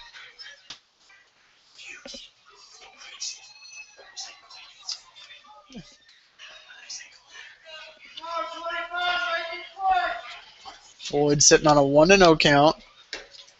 So he hits the inside corner there, so 1-1 count now. I said Floyd's thrown 3 2/3 of an inning so far this year for the Mustangs. He's 1-0 on the season. He's got 4 strikeouts and 3 walks so far. So he deals ball number 2, brings it to a 2-1 count. Said the Mustangs will be back in action here at Phil Welch Stadium tomorrow night as the Clarinda A's come to town. It's family night at Phil Welch Stadium, so we have dollar hot dogs all night long. The kids will get to run the bases after the games. There's a line drive into center field. He falls in there for a single. So 2 away here. Got a runner on first now as Jordan Van Atta, the Diamond Spirit catcher, comes to the plate. Van Atta 0 for 3 on the night. He's got a couple ground outs, and he grounded into a fielder's choice in the first inning. So as I said, he's 0 for 3 on the night in this one. We'll see if Floyd can keep it that way as the Mustangs look to get out of the 7th inning here.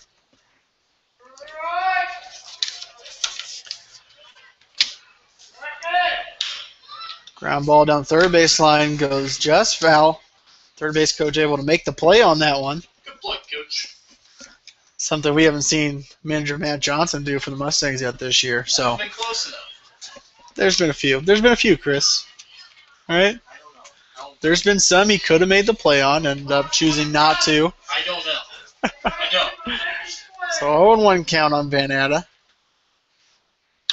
So he lines one into left field. Hill coming in, makes the grab on the play for the final out here in the inning. But the Diamond Spirit able to plate one in the top half of the 7th there. So we'll head to the bottom half of the inning. The Mustangs with that 3-1 lead.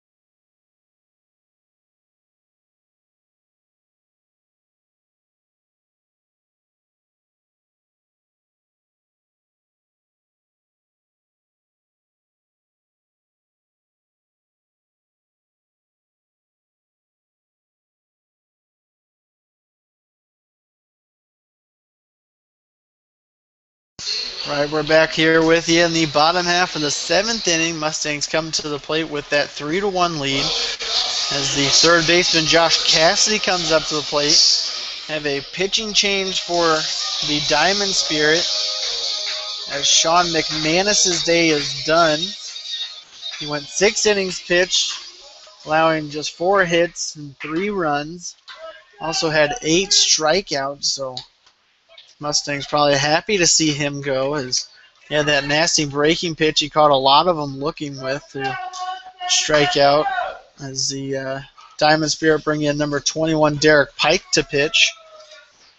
As he deals strike number 1, hitting the outside corner there, brings it to a 1-1 count.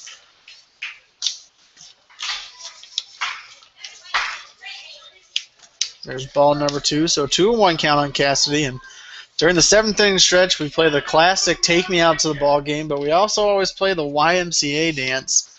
That seems to be a crowd favorite, and I know I saw the mascot rally down in front of all the fans getting into it, and this just the day before his birthday, as tomorrow here at the stadium is Rally's birthday party. Have a few other mascots coming to attend his party, and we'll have a fun night here at Bill Welch Stadium. Pike deals outside, bringing it to a 3-2 count.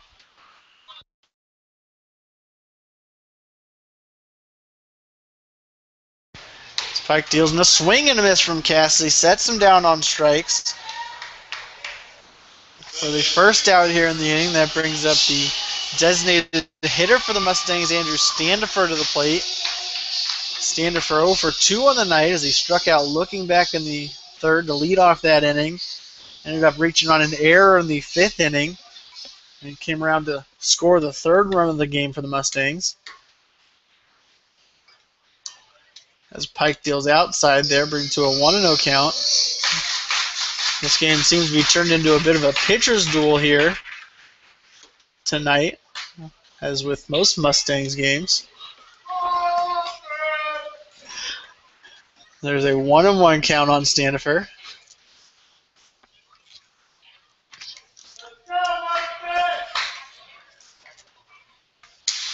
The ground ball right back up the middle. Pike able to handle it and on over to Wilkie at first for the second out here in the inning. That brings up the 9-hole hitter Lucas Powers to the plate. Although he was the hero on Thursday night, he has done nothing heroic here tonight as he is 0 for 2 so far in this one. He's got a fly out and a ground out in this game so far.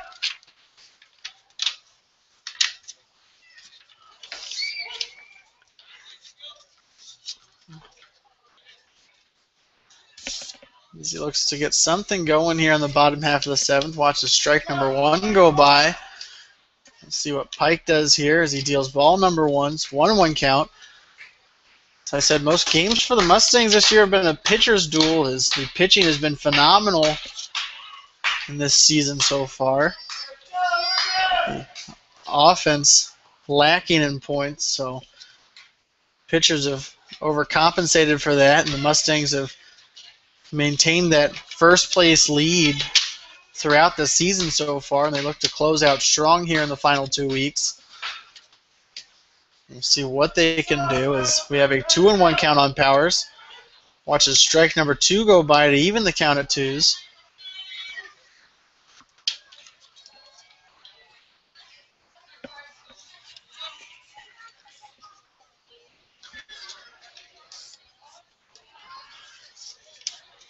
Powers needs a little bit more time before this next pitch, as that's what he calls, and steps out of the batter's box. He's back in and ready for action here.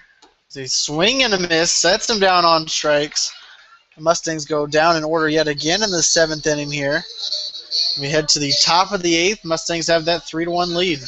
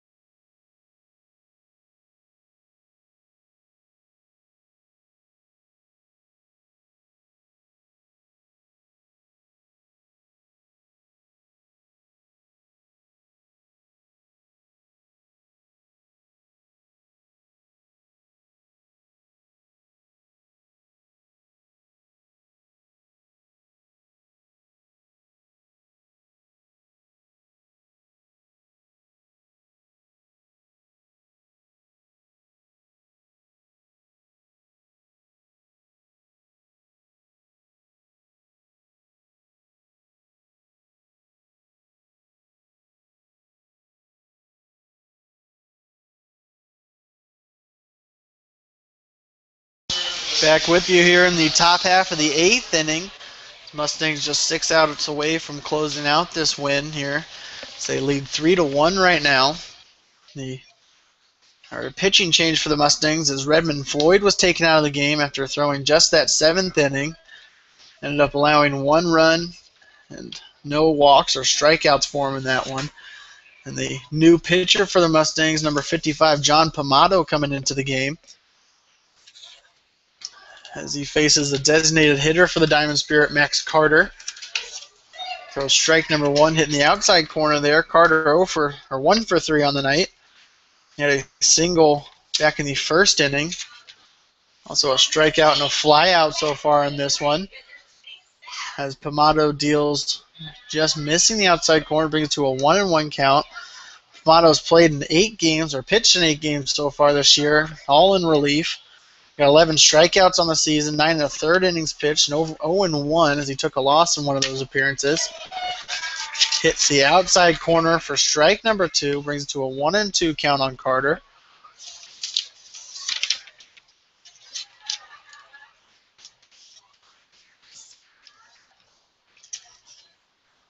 Pomato deals a breaking ball, just missing the outside,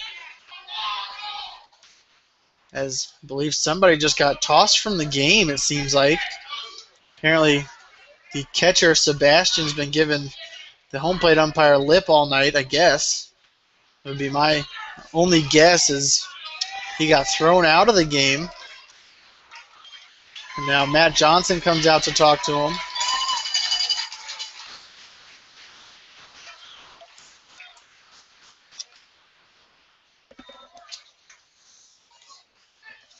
Something tells me that wasn't just one thing that Sebastian said to the home plate umpire. That was 7 innings worth of jawing going back and forth. So Nick Sebastian now out of the game as he gets tossed in this one. Looks like Francisco Alvarez is coming up now. Frankie Alvarez.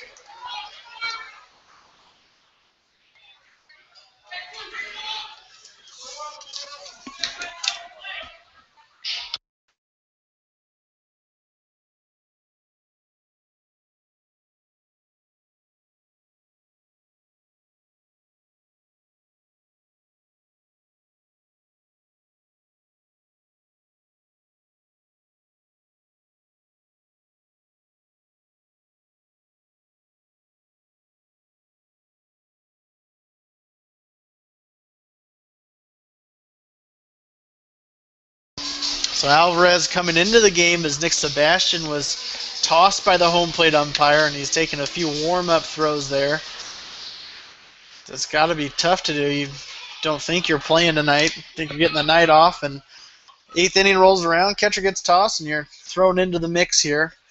So a 2-2 count on Carter. Pomato still pitching for the Mustangs. Carter lines one into center field. Abernathy settles under it, makes the grab for the first out here in the inning. And that brings up the third baseman for Omaha, Harrison Crawford, to the plate.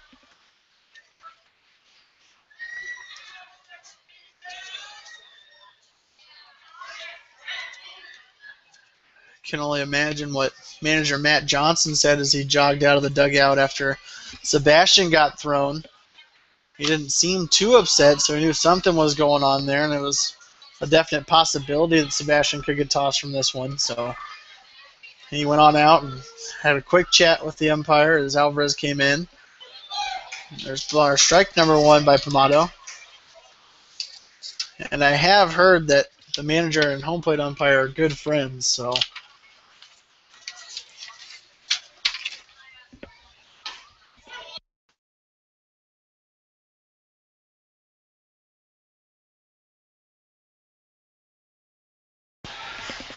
there's strike number 2, so an 0-2 count. A 1-2 count on the hitter Crawford. So I was saying, I did hear that Johnson and the home plate umpire are good friends. That doesn't get in the way of the game being played here, as Sebastian was tossed. As there's strike number 3 hitting the outside corner. As the hitter Crawford has a few words for the home plate umpire. Doesn't agree with that call. So he's jawing back and forth. The fans getting a little upset as maybe they were expecting him to be tossed after Sebastian was tossed for probably the same thing. That brings up Creighton Wilkie, the first baseman, to the plate.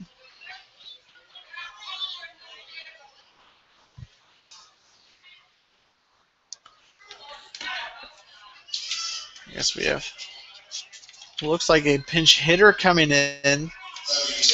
Creighton Wilkie is pulled from the game, and number 11, Jake Cavender, is coming in to hit.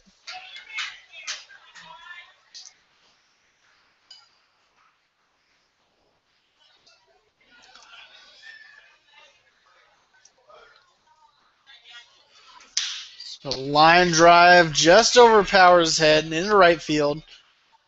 Johnson came charging in, but not able to do anything with it, as that is a single for Cavender. Pretty good for him, getting tossed into the game there.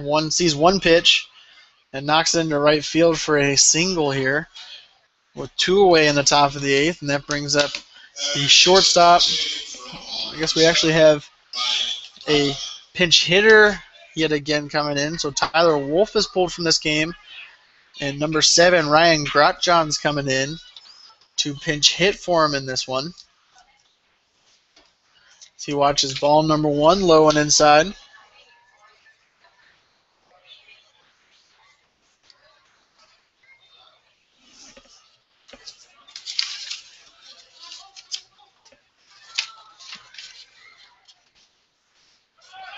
The runner takes off for second base. The throw by Alvarez is in time, but a little off the mark. So safe at second base is Cavender. That puts him into scoring position. We'll see what Grotjohn can do here.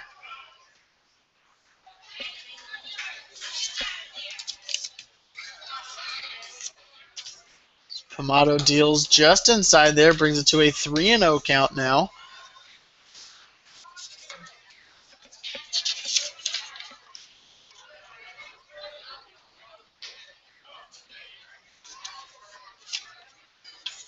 Motto just 5 walks on the season he's given up in 9 innings pitched. So looking to avoid that here, but ends up throwing it just low there for ball number 4. So that puts runners on first and second now. As the left fielder Quentin Urban comes up to the plate. Urban 2 for 2 on the night. He's had 3 plate appearances, reached base in all of them. He has a single, a double, and a walk so far in this one. So the St. Joe squad not able to retire Urban in this game so far.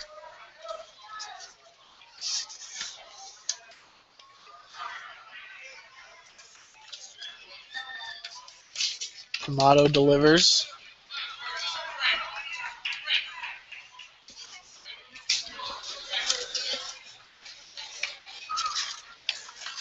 Alvarez jogs on out to talk to John.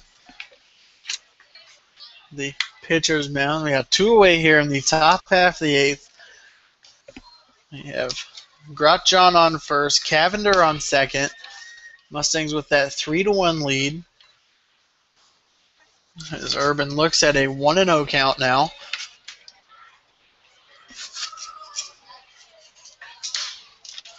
Fouls one back to the netting here, brings it to a 1-1 count.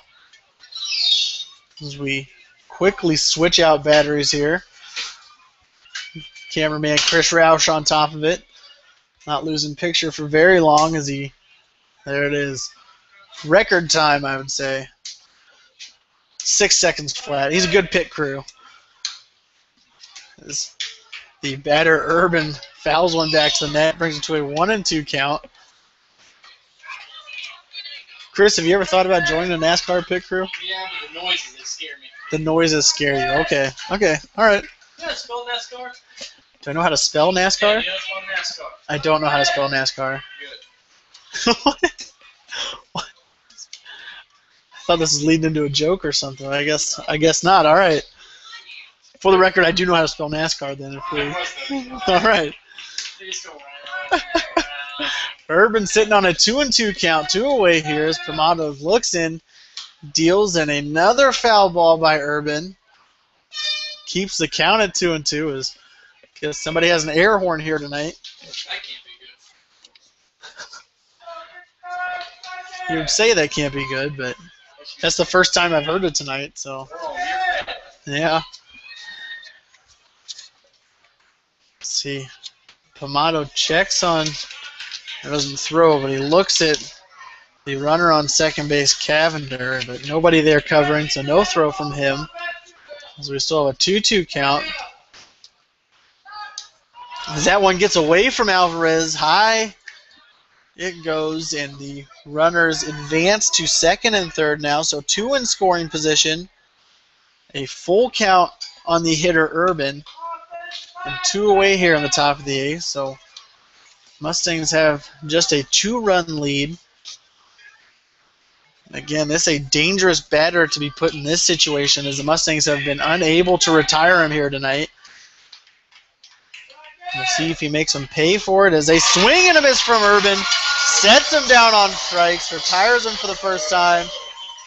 And the Mustangs able to work out of a bit of a jam and maintain that 3-1 lead as we head to the bottom half of the eighth.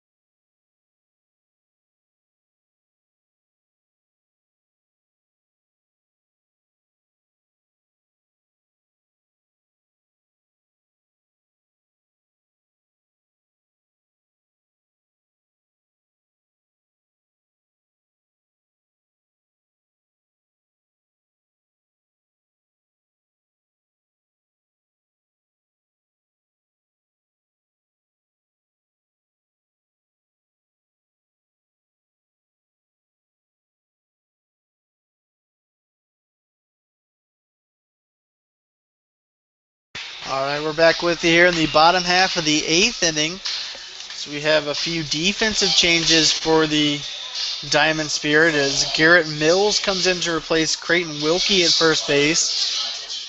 And now the Diamond Spirit designated hitter Max Carter is coming in to pitch, replacing Derek Pike on the mound.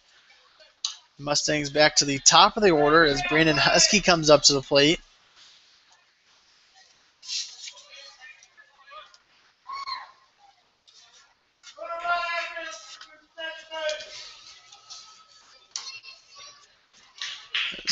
Carter deals outside there, so a 1-1 count on Husky. Husky 0 for 3 on the night. He's got a couple of ground outs and a fly out so far in this one. So he misses there, so a 2-1 count.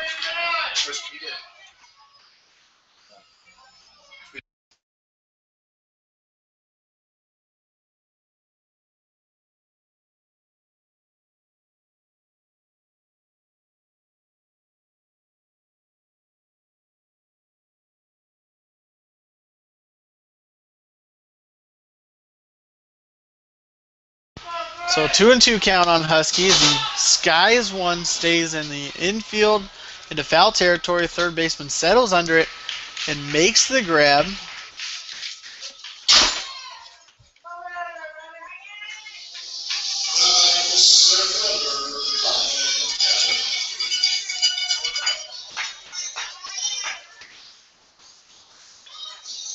That brings up center fielder Ryan Abernathy to the plate. Abernathy 2 for 3 in this one. He's got a couple doubles so far on the night. Both of them into left field. He pulled him and knocked him off that left field wall. So a couple good hits for him in this one.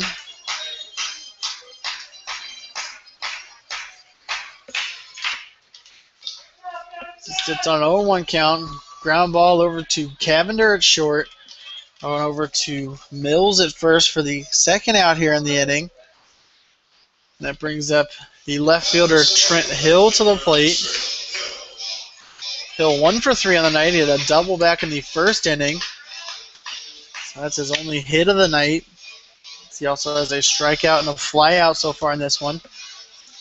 I believe there were a couple more defensive changes for the Diamond Spirit as Jake Cavender is now at shortstop as he gets another play here. Throws on over to Mills at first for the final out here in the 8th inning. We'll see if the Mustangs can close out this 3-1 win as we head to the top of the ninth.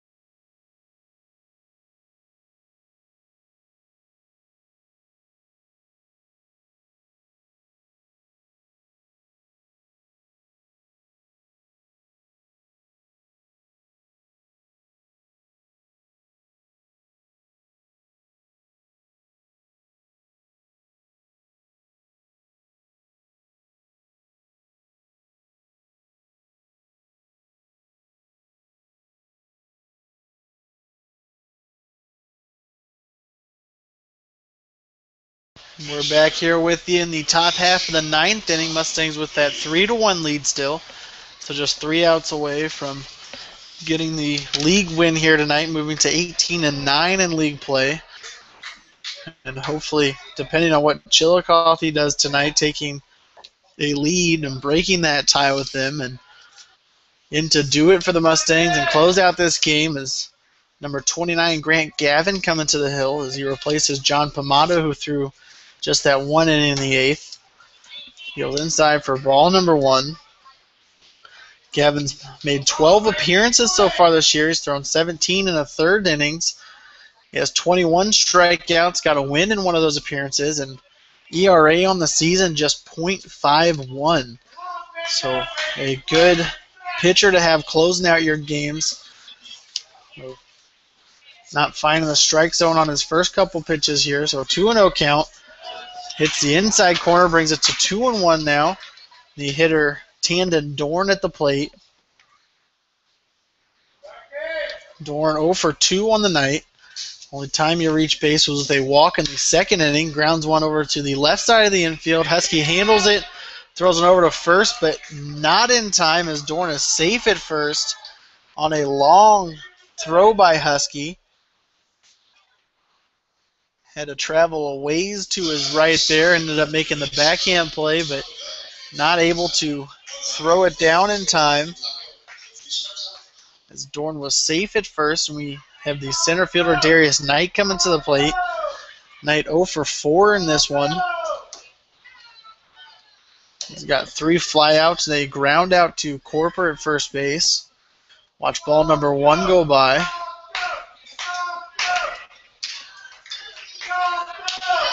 Grounds one right back up the middle. Husky able to make it. Flips it to Powers. So out at second base, and a wild throw by Powers.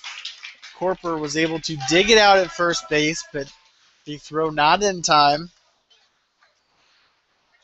So Knight reaches base for the first time here tonight on a fielder's choice, as Dorn was thrown out at second base on a good play by Husky.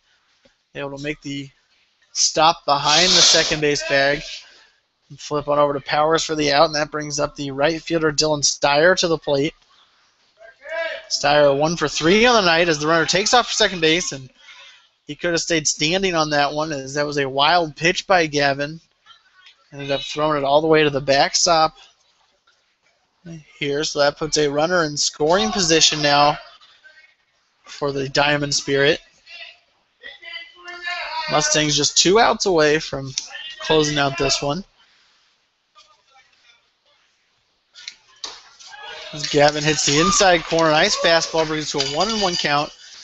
And just to keep everyone updated, if you plan on tuning into the game on Friday or Saturday, there's a scheduling change, as those have both been changed to a doubleheader after a couple rainouts early in the season. Runner goes, and a throw down third base line gets past the third baseman. The runner, Dorn, coming on home, or excuse me, Knight, comes on home, and the lead now cut to just 1 for the Mustangs. A wild throw by the catcher Alvarez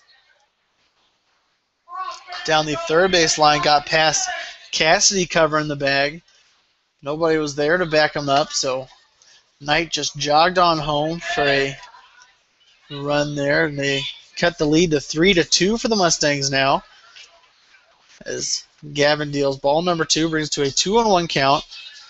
As I was saying, there's a scheduling change on Friday and Saturday. The doubleheader against the Branson Nationals here at Phil Welch Stadium on Friday night starts at 5:30 for game number 1.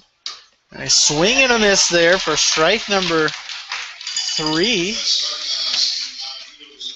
So set him down on strikes. And we have the catcher Jordan Van Atta coming up. Just waiting to see if there's a pinch hitter, but there is not one. Van Atta 0 for 4 on the night. Mustangs just 1 out away from closing out this win. So saying the doubleheader against the Branson Nationals on Friday night, if you're planning on tuning in, will start at 5:30 for game number 1. And against the Ozark Generals on Saturday night, we'll start at 5 o'clock. It's slated for game number 1. The second game of each doubleheader will come just about a half an hour after the end of the first game. So hopefully everybody tunes in to those. We have an 0-1 count. A swing and a miss for strike number 2. So the Mustangs just 1 out away from closing out a 3-2 victory here against the Omaha Diamond Spirit. They would move to 29-10 on the season and 18-9 in league play. As Gavin deals just high, brings it to a 1-2 count.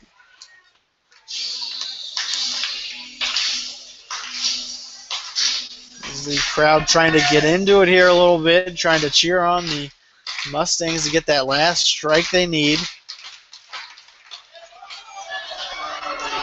The fans not happy about that one, as they have not been all night, it seems, but just missing the outside is Gavin. So a 2-2 count.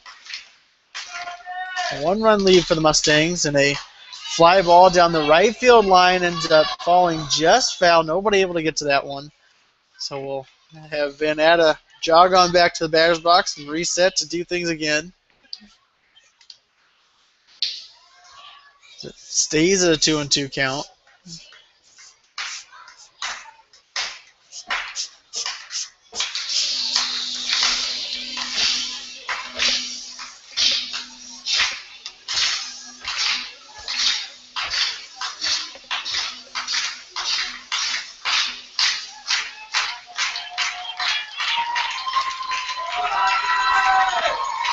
See what Gavin can do here.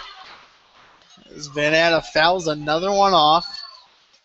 So keeps the count at 2-2. Still 2 away here in the top half of the ninth. Mustangs with that 3-2 lead. Looking for the final strike of the game to close out this victory.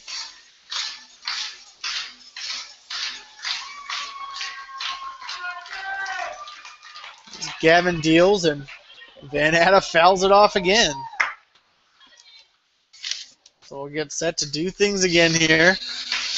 Van Atta fouled off the last 3 so far in this at-bat.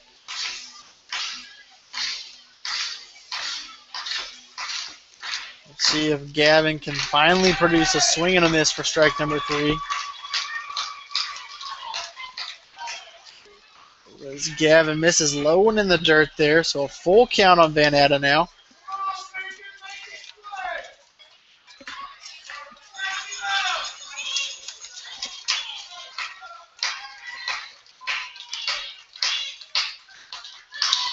As he skies one into right field, Johnson moving in and makes the grab for the final out here in this one. Mustangs take home a winner here at Phil Welch Stadium as they have a 3-2 victory here.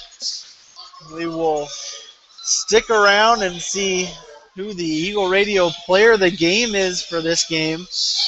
Mustangs take home a 3-2 winner. They score 3 runs, leave on 5 hits, both teams with 2 errors in this one, and it looks like the Diamond Spirit have 2 runs on 7 hits.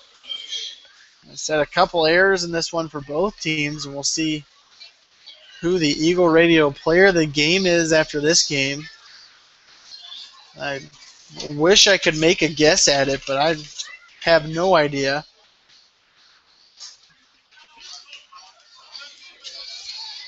Now, I guess if I were to take a guess at it, I would say it's going to be Ryan Abernathy, as he was the most productive hitter tonight.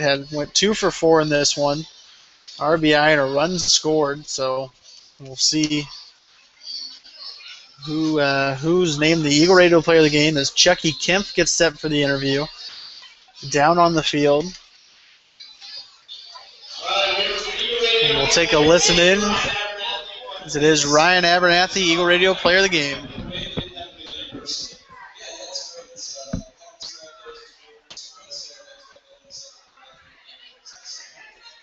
So we certainly going to catch a little flack for this, but 2 doubles to the wall. Can we expect one to leave the park this year? I don't know if let's just move it. I'll try to get one. All right, give it up, Ryan. There you have it, Eagle Radio player of the game, Ryan Abernathy tonight, as he goes 2 for 4. A couple doubles off the left field wall, a run scored, and an RBI in this one. Mustangs take home a 3-2 winner, move to 29-10 on the season, 18-9 in league play, and we'll see what Chillicothe does tonight and see if the Mustangs can take over sole possession of first place. They'll be back here at Phil Welch Stadium tomorrow night as the Clarinda A's come to town. We hope you tune in for that game if you're not able to make it out to Phil Welch Stadium. But as I said, the Mustangs take home a winner in this one, and hope everyone stays safe and has a fantastic rest of the night.